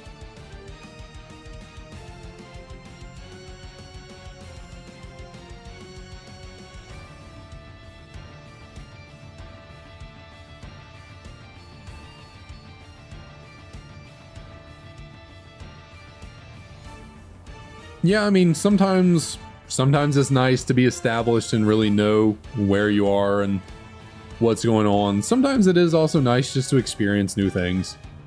Just see new places, meet new people. You know, we certainly wouldn't mind moving back up to the Minnesota, Wisconsin area. We really liked it up there while we were there, so. Well, it's like, yeah, it is nice that I really know everything about my surroundings around here because I've been here for so long. It also would just be nice to just try somewhere new for a while.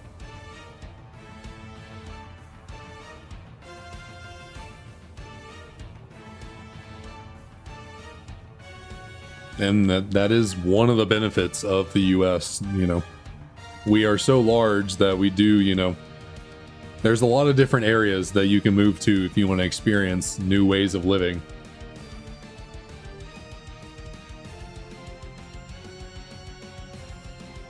Well, I don't know if I'd say new ways of living. I mean, I think the way of living is basically the same, but still, you know, different regions have different cultures, different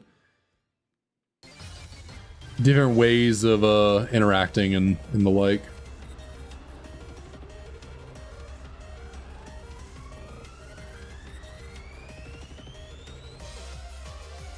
Very diverse geography. That's really nice about, you know, the States.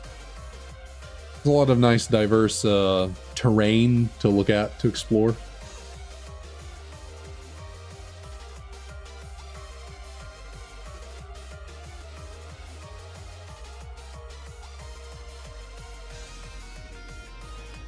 All right, come on now, Tepig. What is taking so damn long to get this shiny? This is starting to get a little bit ridiculous. I mean, the closer and closer we get to hitting odds, the more and more ridiculous it is. Because, like, you know, at a certain point, we basically hit the point of, okay, now that we haven't found it, what the hell's going on?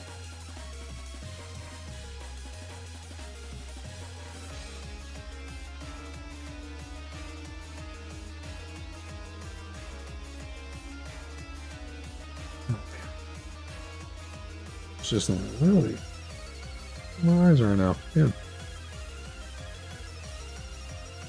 All right, so we got 2 more encounters here, and then we are going to open up some Pokemon cards, try and trigger some good luck for us, and then we'll hop on back into the hunt and see what we can find. So, Tepig is the threat of not being the main attraction. I'm gonna make you shine. By me saying I'm going to open up some Pokemon cards, are you going to be like, you know what? Never mind. I got this. We don't need anything else. I'm the big hitter. I'm the star of the show.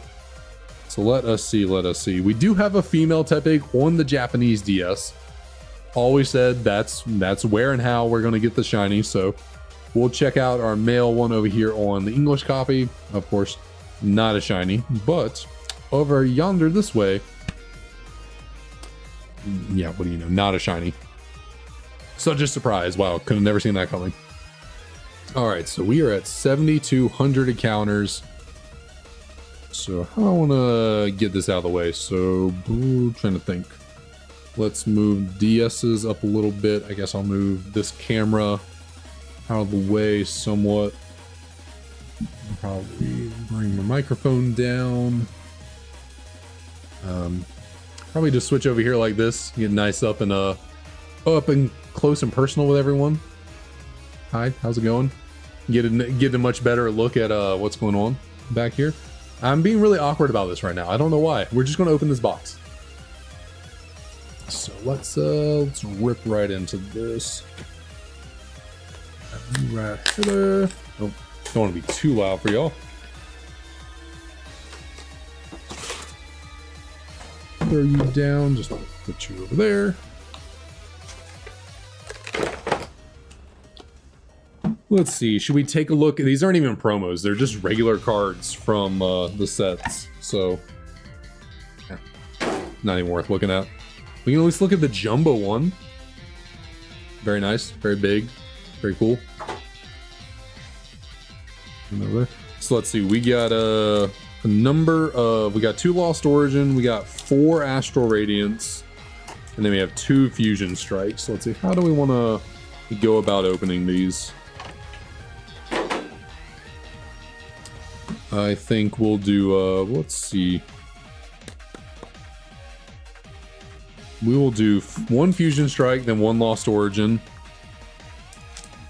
We'll then do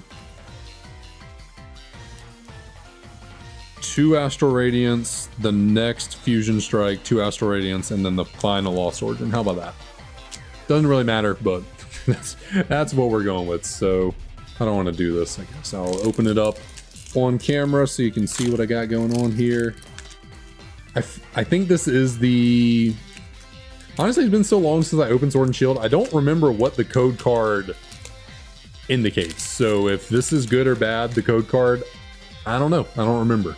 So yeah, unfortunately for Kevin, we are doing this without him present. So yeah, we're just gonna, this is really tough to do with my microphone in the position like this. I don't know how to do this any better.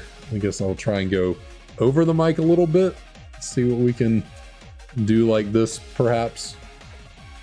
Big old Chansey. Like, look at that Chansey. It is bigger than the trees.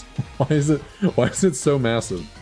All right, Zigzagoon, we got a reverse hollow bug catcher, and we got a hollow Grimmsnarl. Ooh, very nice. This is my favorite TCG artist, at least. You know, it's not a big hit by any means, but that art comes from my favorite artist. If it'll focus, it'll Kawaii. That's something, I guess. So Fusion Strike was a dud, was a no-go. I'll send him Mega Oddmode. Yep, we're ripping some packs right now, trying to instigate whatever good luck we can for this Tepig Hunt. See what we can make happen. Yeah, Grimmsnarl is from Sword and Shield, so a newer Pokemon in a way. I think the code card does mean something, so I think unfortunately yeah, I don't remember. I don't know what I got going on. But I think unfortunately we have a code card that means we're not getting a good pull out of this pack. So unless we pull, well, nope, it's just Spinnerack reverse and a regular Spiritomb. So nothing of note in that one. I guess I need to get rid of the code card, so I don't see what we got going on. Open up this Astral Radiance right here. Back out of the way over here. Let's set the code card down like that. Hippopotas, we got a Cyndaquil, cute little card. We got a Scyther, got a Hisuian Growlithe, Bronzor. Okay, we got an Abomasnow character rare. I think I already have one of these, and you're very off center. But anything behind it? We got a Darkrai level, not level, just a V. So okay, got a double banger pack. How awesome! Yeah, this I mean, it's a very cool artwork, very nice. It's got Price, the gym leader from Johto, in there. Got Abomasnow, very off center. Top up here is very thick, but nice card, nice artwork. And then of course, the Darkrai V. I keep wanting to call it level V. Cool card, decent artwork, so not the worst thing in the world. Got another Astral Radiance here. Open it. Come on now. This pack's being a little tough with me. Oh my good lord. This pack does not want to open. Not typically. I don't know. Price might use an Abomasnow in the PWT, but no, the character rares just, they don't always line up with in-game. Sometimes they do. A lot of times they do, but not always. Okay, now we got an Obstagoon with Piers. Yeah, that's the name, Piers. Anything behind this one? Nope, just a regular Overclaw. So got another, I think this is another character card I think I have, or at least I think I pulled this before, but still very cool card, you know, nice artwork. Obstagoon, you got Piers, looking cool, looking sick. Should probably grab these out of here. Them right there. We want something bigger though. Like we need an actual like big time hit. Those are all really cheap cards, you know. Nothing too crazy to pull. We want an Altar. We want like the Gengar. We want an Espeon out of here. You know, we want something worth a bit of change. We need some luck. We need something big for the Tepig to come out.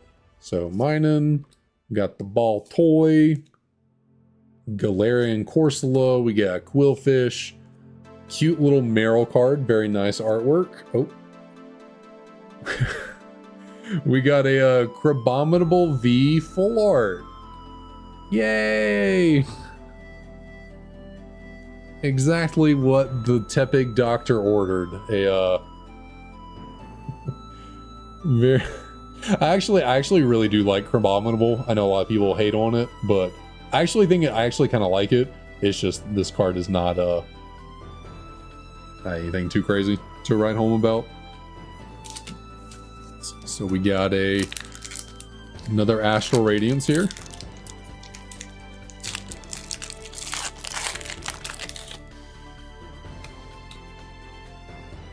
Oh yeah, it definitely does look really weird, but I kind of weirdly like it despite the, the way it looks. We got Mantine, we got a Scyther, Basculin, Voltorb, Dark Patch Reverse, and then just a Cleavor Hollow.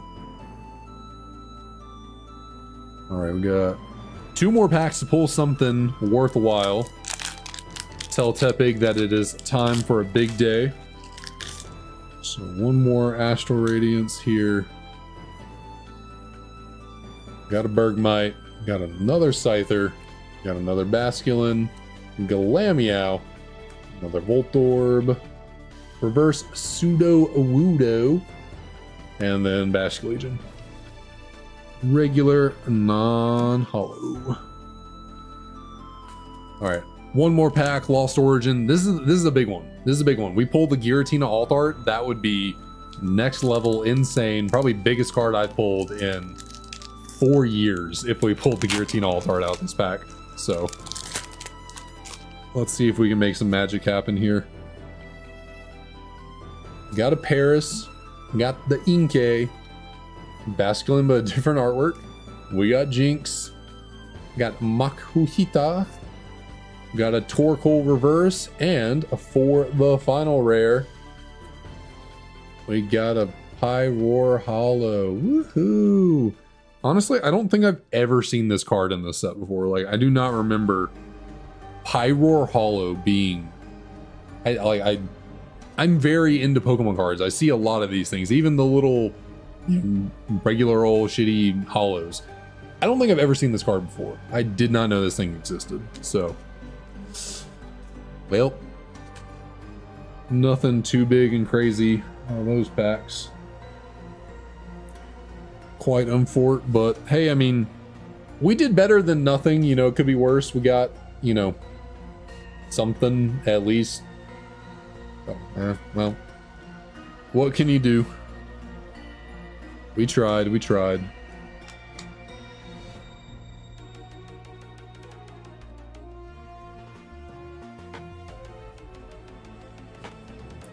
Time to get back to the Shiny Hunt.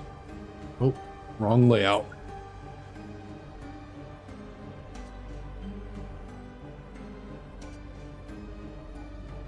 Put our camera back in place.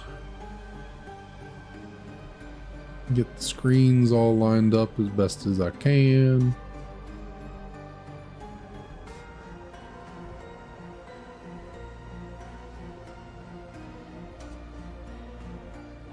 And away we go.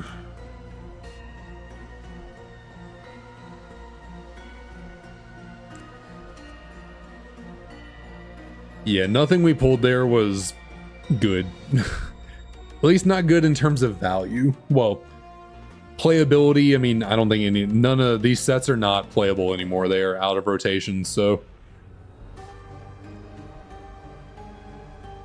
Now when you open sets like that, all you care about is the value, because playability is no longer a factor. I mean, depending on what rule set you play in.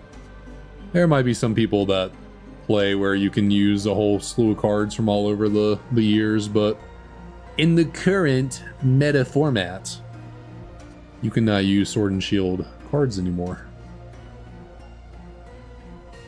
At least I think. It's been a long time since I checked in on the TCG meta. Maybe Sword and Shield, late Sword and Shield cards are still in rotation. I do not remember.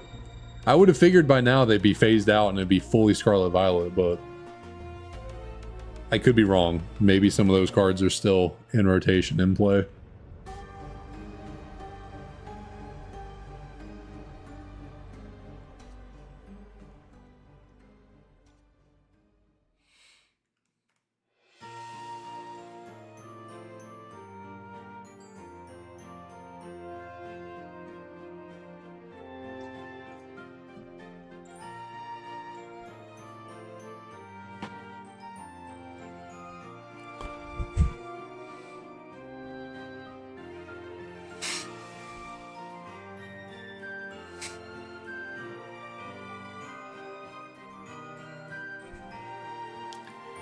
You ever think about the name of this town being Old Dale? Obviously, it's like Old Ale, but you pronounce it Old Dale, but it's Old Dale Town. Founded by the OG Dale.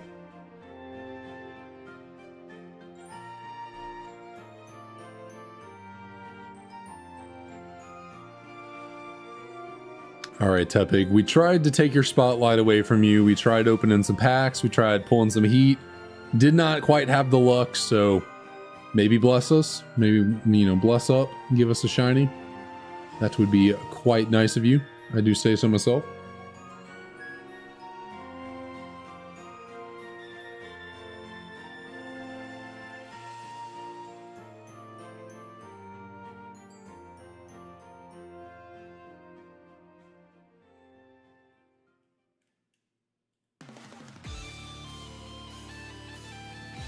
Oh. Yeah, no, I was just completely making a joke there. Nothing, I was just rambling about nothing. There is no Dale, there is no lore in the Hoenn region about where the name for that town came from. I don't know. Randomly popped in my head and I just let the intrusive thoughts take over.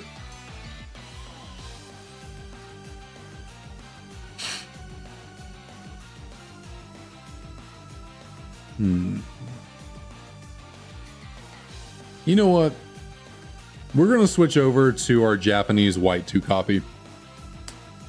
These games are not working for us, so we got to pull some luck out of somewhere else, and we are going to bring Japanese White 2 online.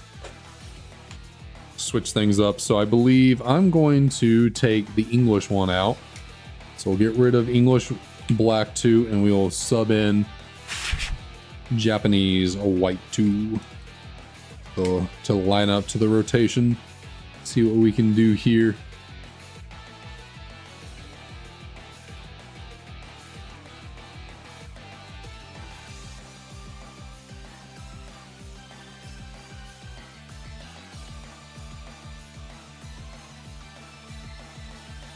Don't think I added encounters there, so go ahead and do that.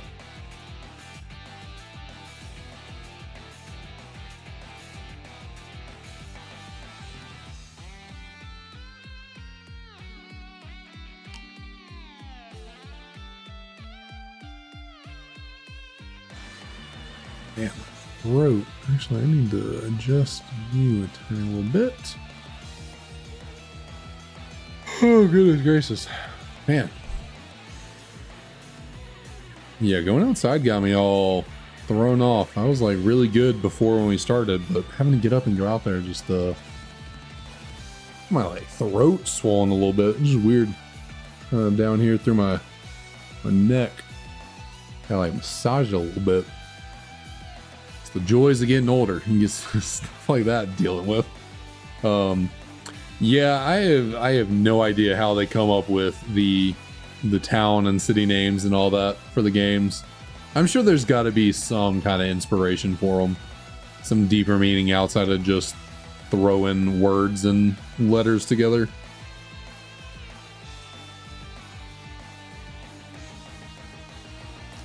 Like, you know, Nimbasa. Nimbasa has to come from somewhere. There's no way they just made that up. Like, there has to be some inspiration for that name.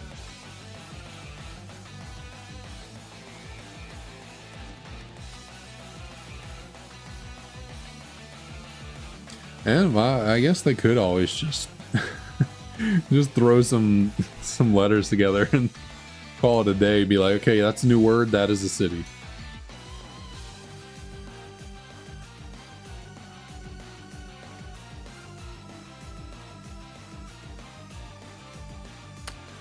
Yeah, I think the first 4 were. I think generations 1 to 4 were all based on regions of Japan before they started going exterior outside the country. But yeah, the Kanto region and is it called the Johto region in Japan? I'm pretty sure in Japan it is like I think it's literally the Kanto region, but then they also made it the game. I can't remember if Johto is actually the name of the region in Japan.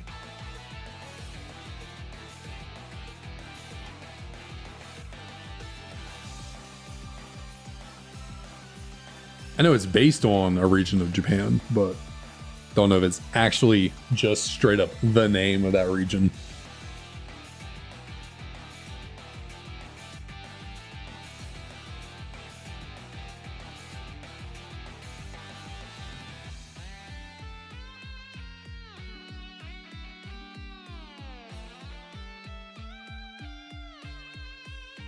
All right, White 2, I brought you online to give us some good luck, so we're gonna need that to kind of come around lickety split, because we're running a little late on time.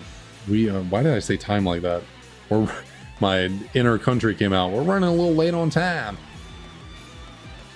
No, we got about 40 more resets in us for the night, about half an hour. So we're getting down to the wire on finding a shiny here today. So I need things to start snapping along real quick.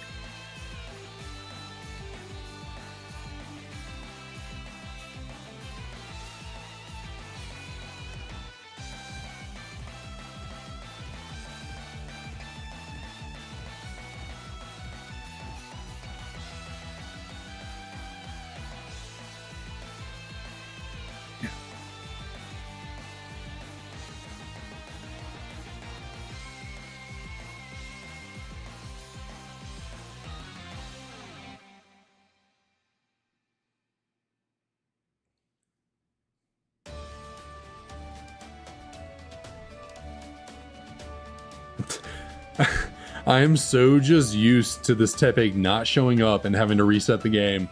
I didn't even get through all this and the starter selection and everything. I just started going for the reset. I was just like, well, I've already given up.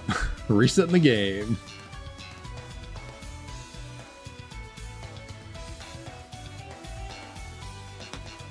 Jeez. I'm smacking my desk. You know what? I'm gonna do a random Oshawott and Snivy encounter. I'm feeling it right now. Feel like we need to throw in a curveball.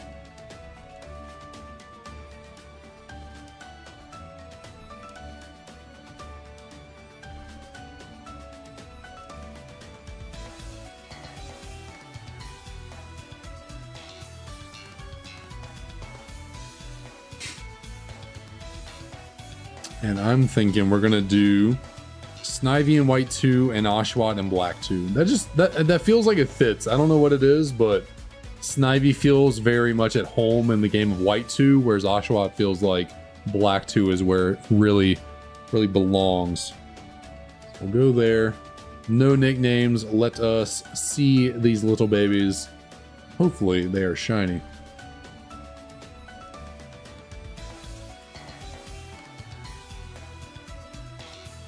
All right, do we want to check them one at a time, or do we just want to send it? I think I'm just going to send it. So what do we got here? Nothing. What do you know? Could have never seen that coming. Oh, crap on the ground back here. Oh, I'm gonna stand up real quick. I gotta stretch it out. I'm really just going through it today. I might just I'm just going to stand here like this and do out some resets. I don't know why. This is honestly just kind of like this kind of actually works for my back. Pretty strange, but it is providing a nice stretch, I'm not gonna lie.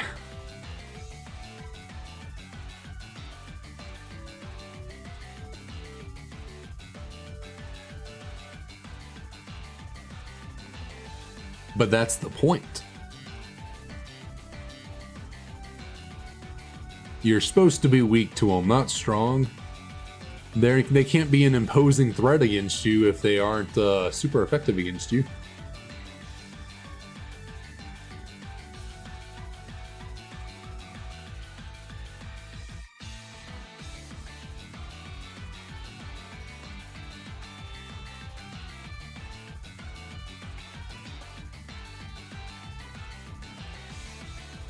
No, this is actually working for me, which is crazy. Like, it's like getting a stretch through my lower back doing this, and it's like all the pain that I was having build up back here is like relieving as I'm just stretching out.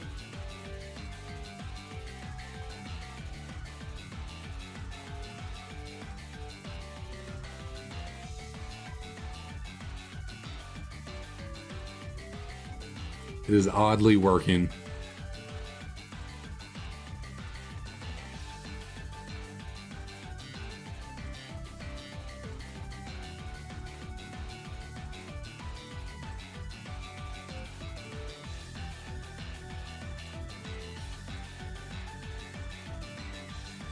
Yeah, but from a story standpoint, though, don't you want the opposing, like the legendary that you're taking on to be like strong against you? So, you know, it's like a challenge, you know, a real battle to overcome, real hurdle.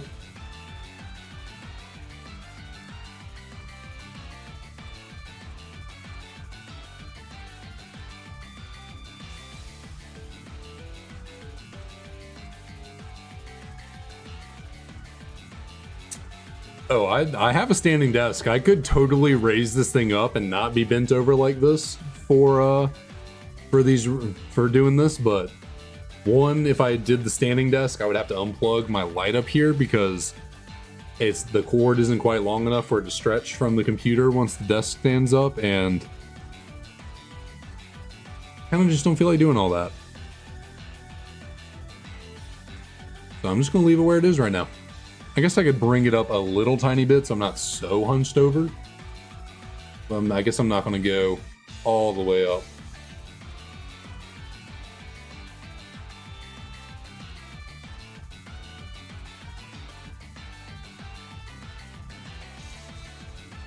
That'll do. This is better. A little higher, but not as high, not super low.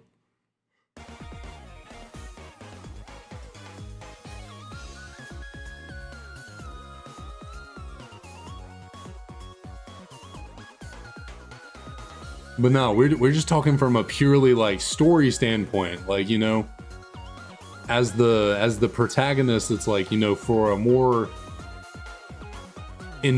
for a more intriguing story, don't you want to have like a more of a challenge? You know, don't you want the villain to be like an obstacle to overcome? So you want that main legendary to be a big threat. And I'm saying this because, like, obviously you fight Getsus at the end of the game, or more so you fight the Kyurem fusion with whatever legendary.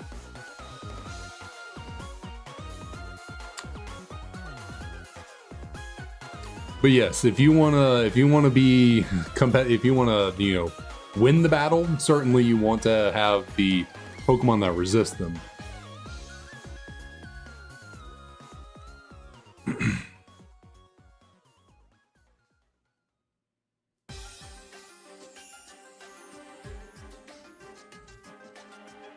But we're not just about winning, we're about overcoming obstacles. We're about going beyond our limits, pushing ourselves to the absolute extreme.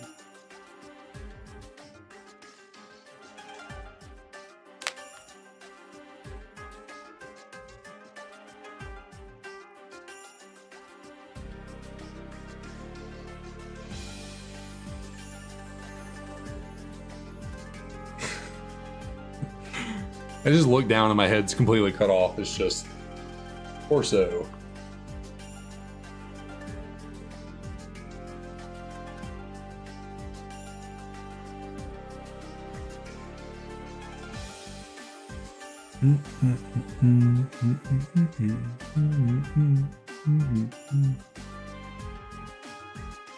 Interesting. They didn't give a name to this. Normally these like type trainers for Conquest, they have like a name, but it says water trainer. Doesn't have a, maybe they don't have a specific title.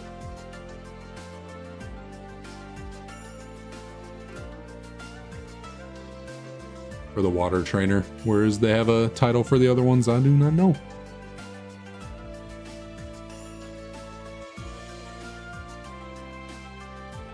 Yeah, it's the new meta. Instead of the floating head stream, you got the full-on just torso.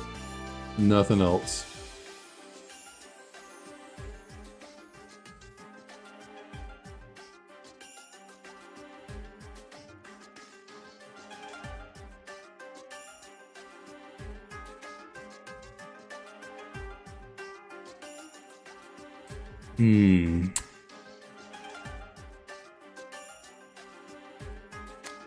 Maybe? I guess it depends on... I mean, I guess the ones that are truly... Yeah, I mean, the ones that are in the water swimming are, yeah, all swimmers. But, I mean, there's also, what? There's fishermen, there's tubers. What other water-based trainers are there other than swimmers?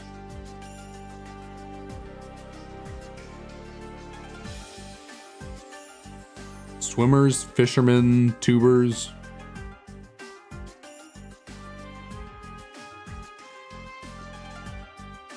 I cannot recall.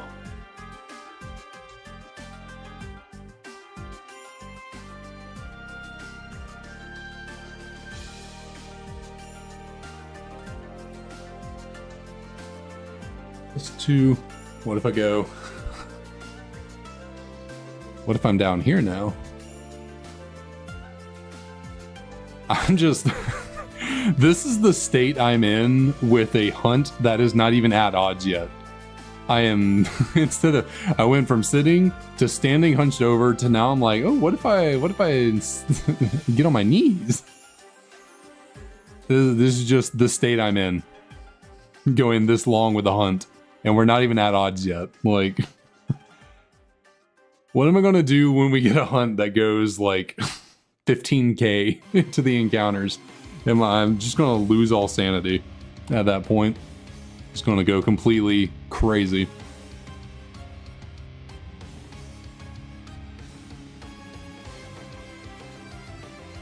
I guess you could say this Tepig literally has me on my knees, so yeah. Oh Tepig, dear Tepig, please shine for us here today.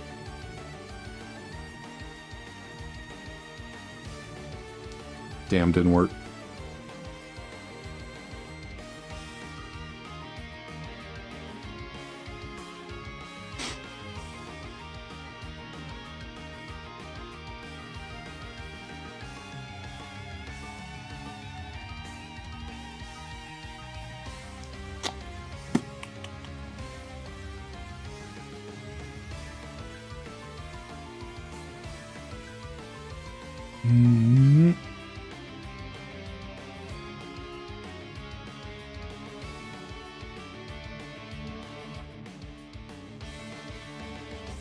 Yeah, I mean, it could certainly be worse, but it is starting to feel quite unlucky to keep going.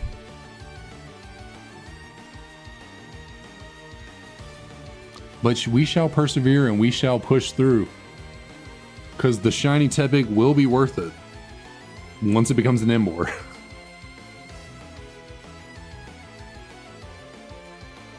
Because I can't lie to you, little Tepig.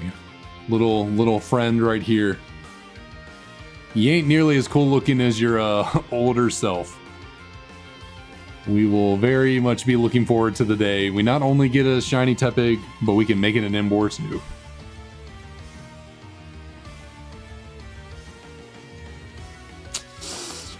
Well...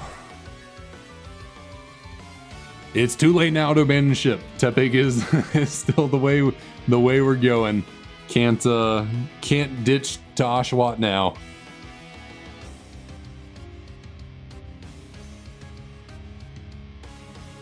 Although that would be kind of funny to do just an inverse day, or I don't know what you call it, but do a day where I just randomly do nothing but Oshawott encounters for the sake of it, for shits and giggles, and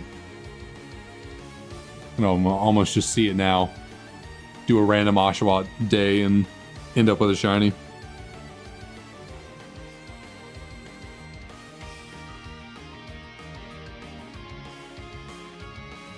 That would be my luck. Alright.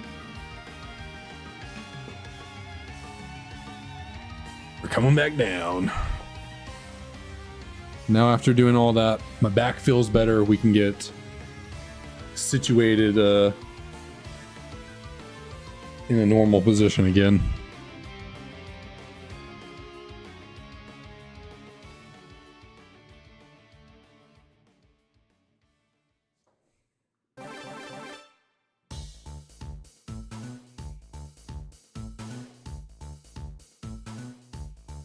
I mean, it would certainly be a little annoying, but if we actually got an Oshawott like that, just shiny, I would rejoice and then move on with my life.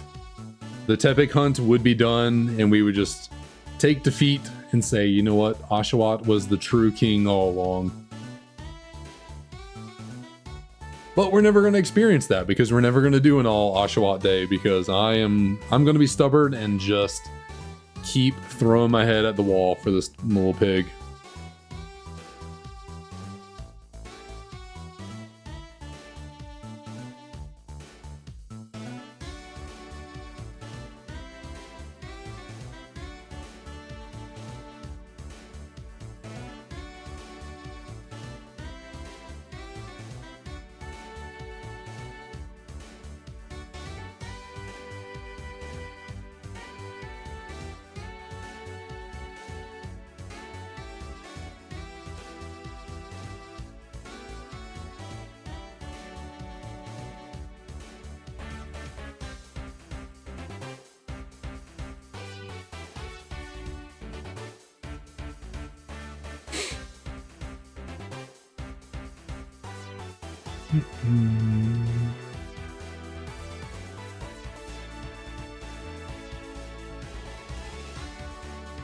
You know, the Pokemon, that would be a fun game to do a playthrough of. The Pokemon trading card game down here. That'd be kind of fun to play through one day.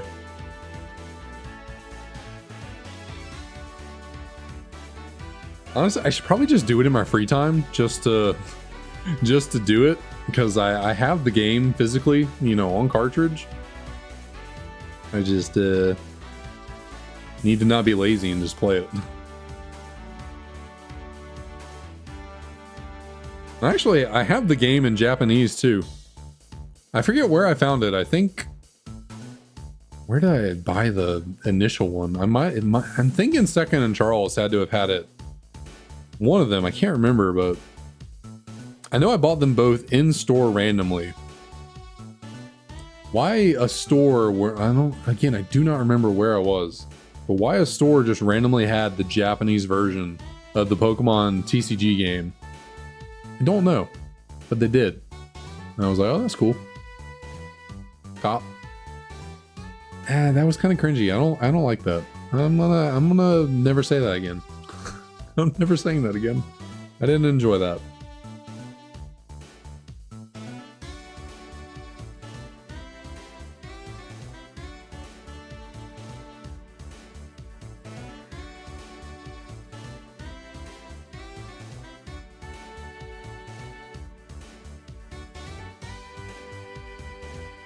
Nope, didn't press the A button.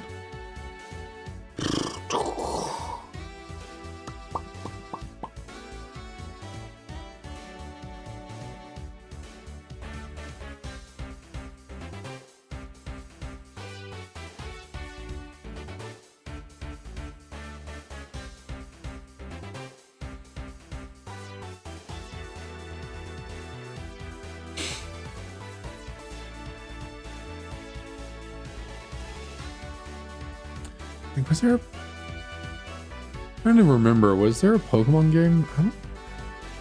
No.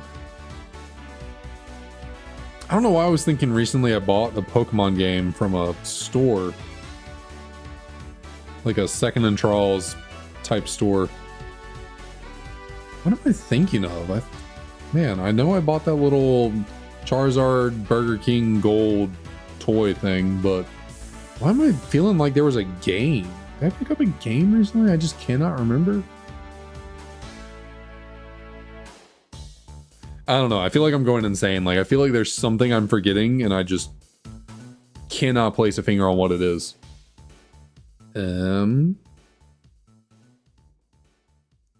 Nothing up here, nothing over there. I have no idea. I guess I will say I just reminded myself by looking over there because I saw a little case. I bought a 4th classic Nintendo DS silver, so I now have 4 of these bad boys. And very shortly, hopefully next month, we will get capture cards installed in all of them. So good old classic fat silver DS will be our new methods of hunting. Or should I say our new vehicles of hunting, not methods. We'll have our new vehicles to hunt with. But we are here at 7240, which means we got 10 more encounters in a... I don't know why I fumbled over my words so badly right there. We have 10 more encounters in us for the evening. Will bring us right to about, 2.5 hours. Right on schedule.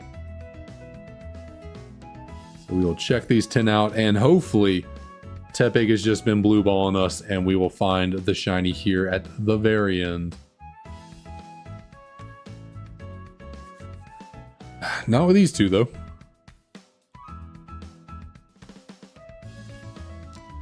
All right, 8 more to go. I believe in last pack magic. I believe in industry magic. We can pull it through. It is got to happen. We gotta, final hour, gotta find that shiny.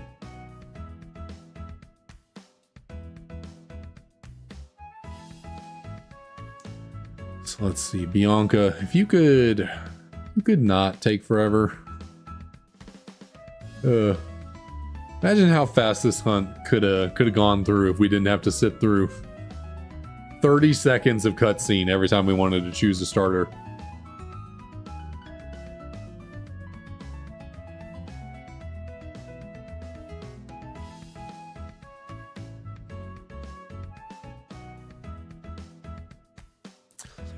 These two are not it.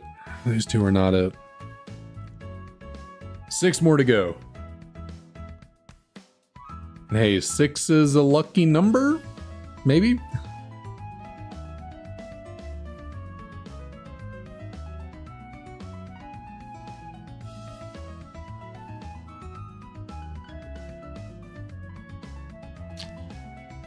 Oh my god.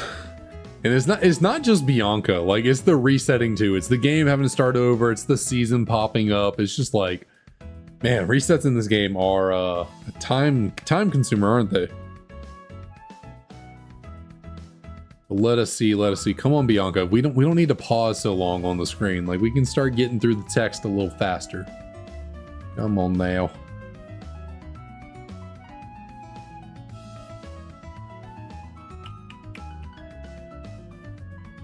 Let's see. Okay, we got the double female encounter. This has got to be it. One of these has to be a shiny. We got 2 females on the screen. I'm going to check Black 2 first. We're going to check our Black 2 copy over here. Do we got a shiny?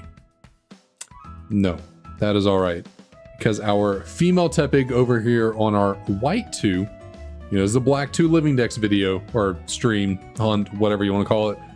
But we got a copy of White 2 on deck, and we got a shiny Tepig here and now. Okay, well, never mind. But hey, 2 females at the same time, that's pretty rare. 2 12.5% encounters. That's pretty rare if you ask me. 4 more little piggies to go.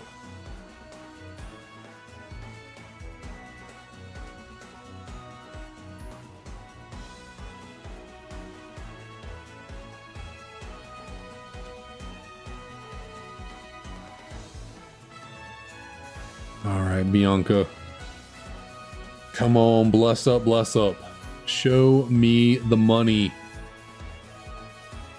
Show me the money.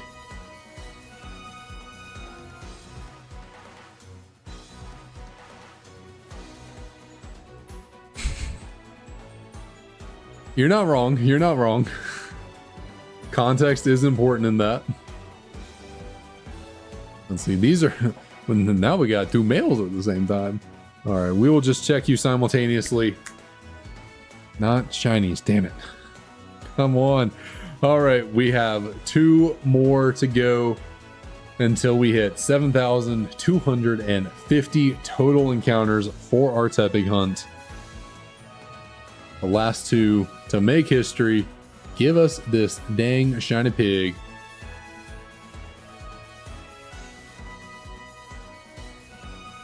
It is summertime. I guess in Japan it is not summertime here, but summertime is not summertime sadness. No, it's not. I believe that is Lana Del Rey's song. We are not falling into summertime sadness. We're about to find summertime happiness. I don't know where I'm going with that. But we have to have a shiny here. We just have to. There's just no way we don't. There's no way we don't. In fact, you know what? I'm so supremely confident we have a shiny in one of these 2 encounters. We're going to send it out into battle. We are going to not even check the party screen. We're going to go straight into a battle with Hugh, and we are going to see those shiny sparkles erupt from the Pokeball as we send our Tepig into battle. All right, come on, you 2. Enough yapping. Let me see this damn shiny. Just got to walk on down, start spamming the A button, and watch the magic happen. Let me see those shiny sparkles. Let me see the animation. Go ahead, Hugh, send out your Oshawott. Let me see it. Just go ahead and send it out. Thank you very much. Shiny Tepig right now.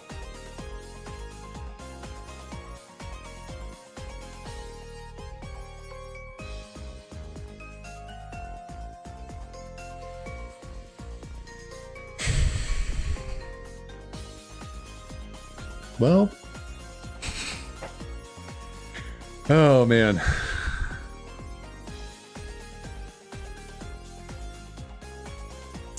I don't know what to say. Well, it is what it is. It is what it is. We unfortunately do not have a shiny Tepig. I guess it doesn't matter how supremely confident I am. This pig is trying to break me. This pig is trying to break me. If the rivals Pokemon could be shiny, that would honestly would have been hilarious. If they ended up with a shiny, that would have been truly hilarious. But what can you do?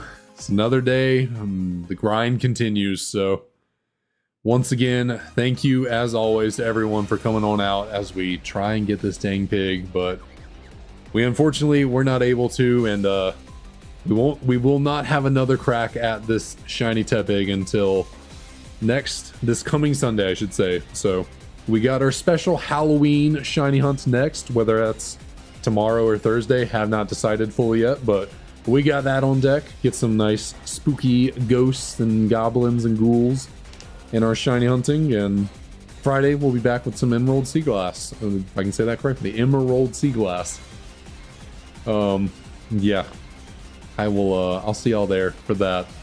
I'm gonna go reconsider my life choices that led me to trying to get this shiny pig. See y'all next time.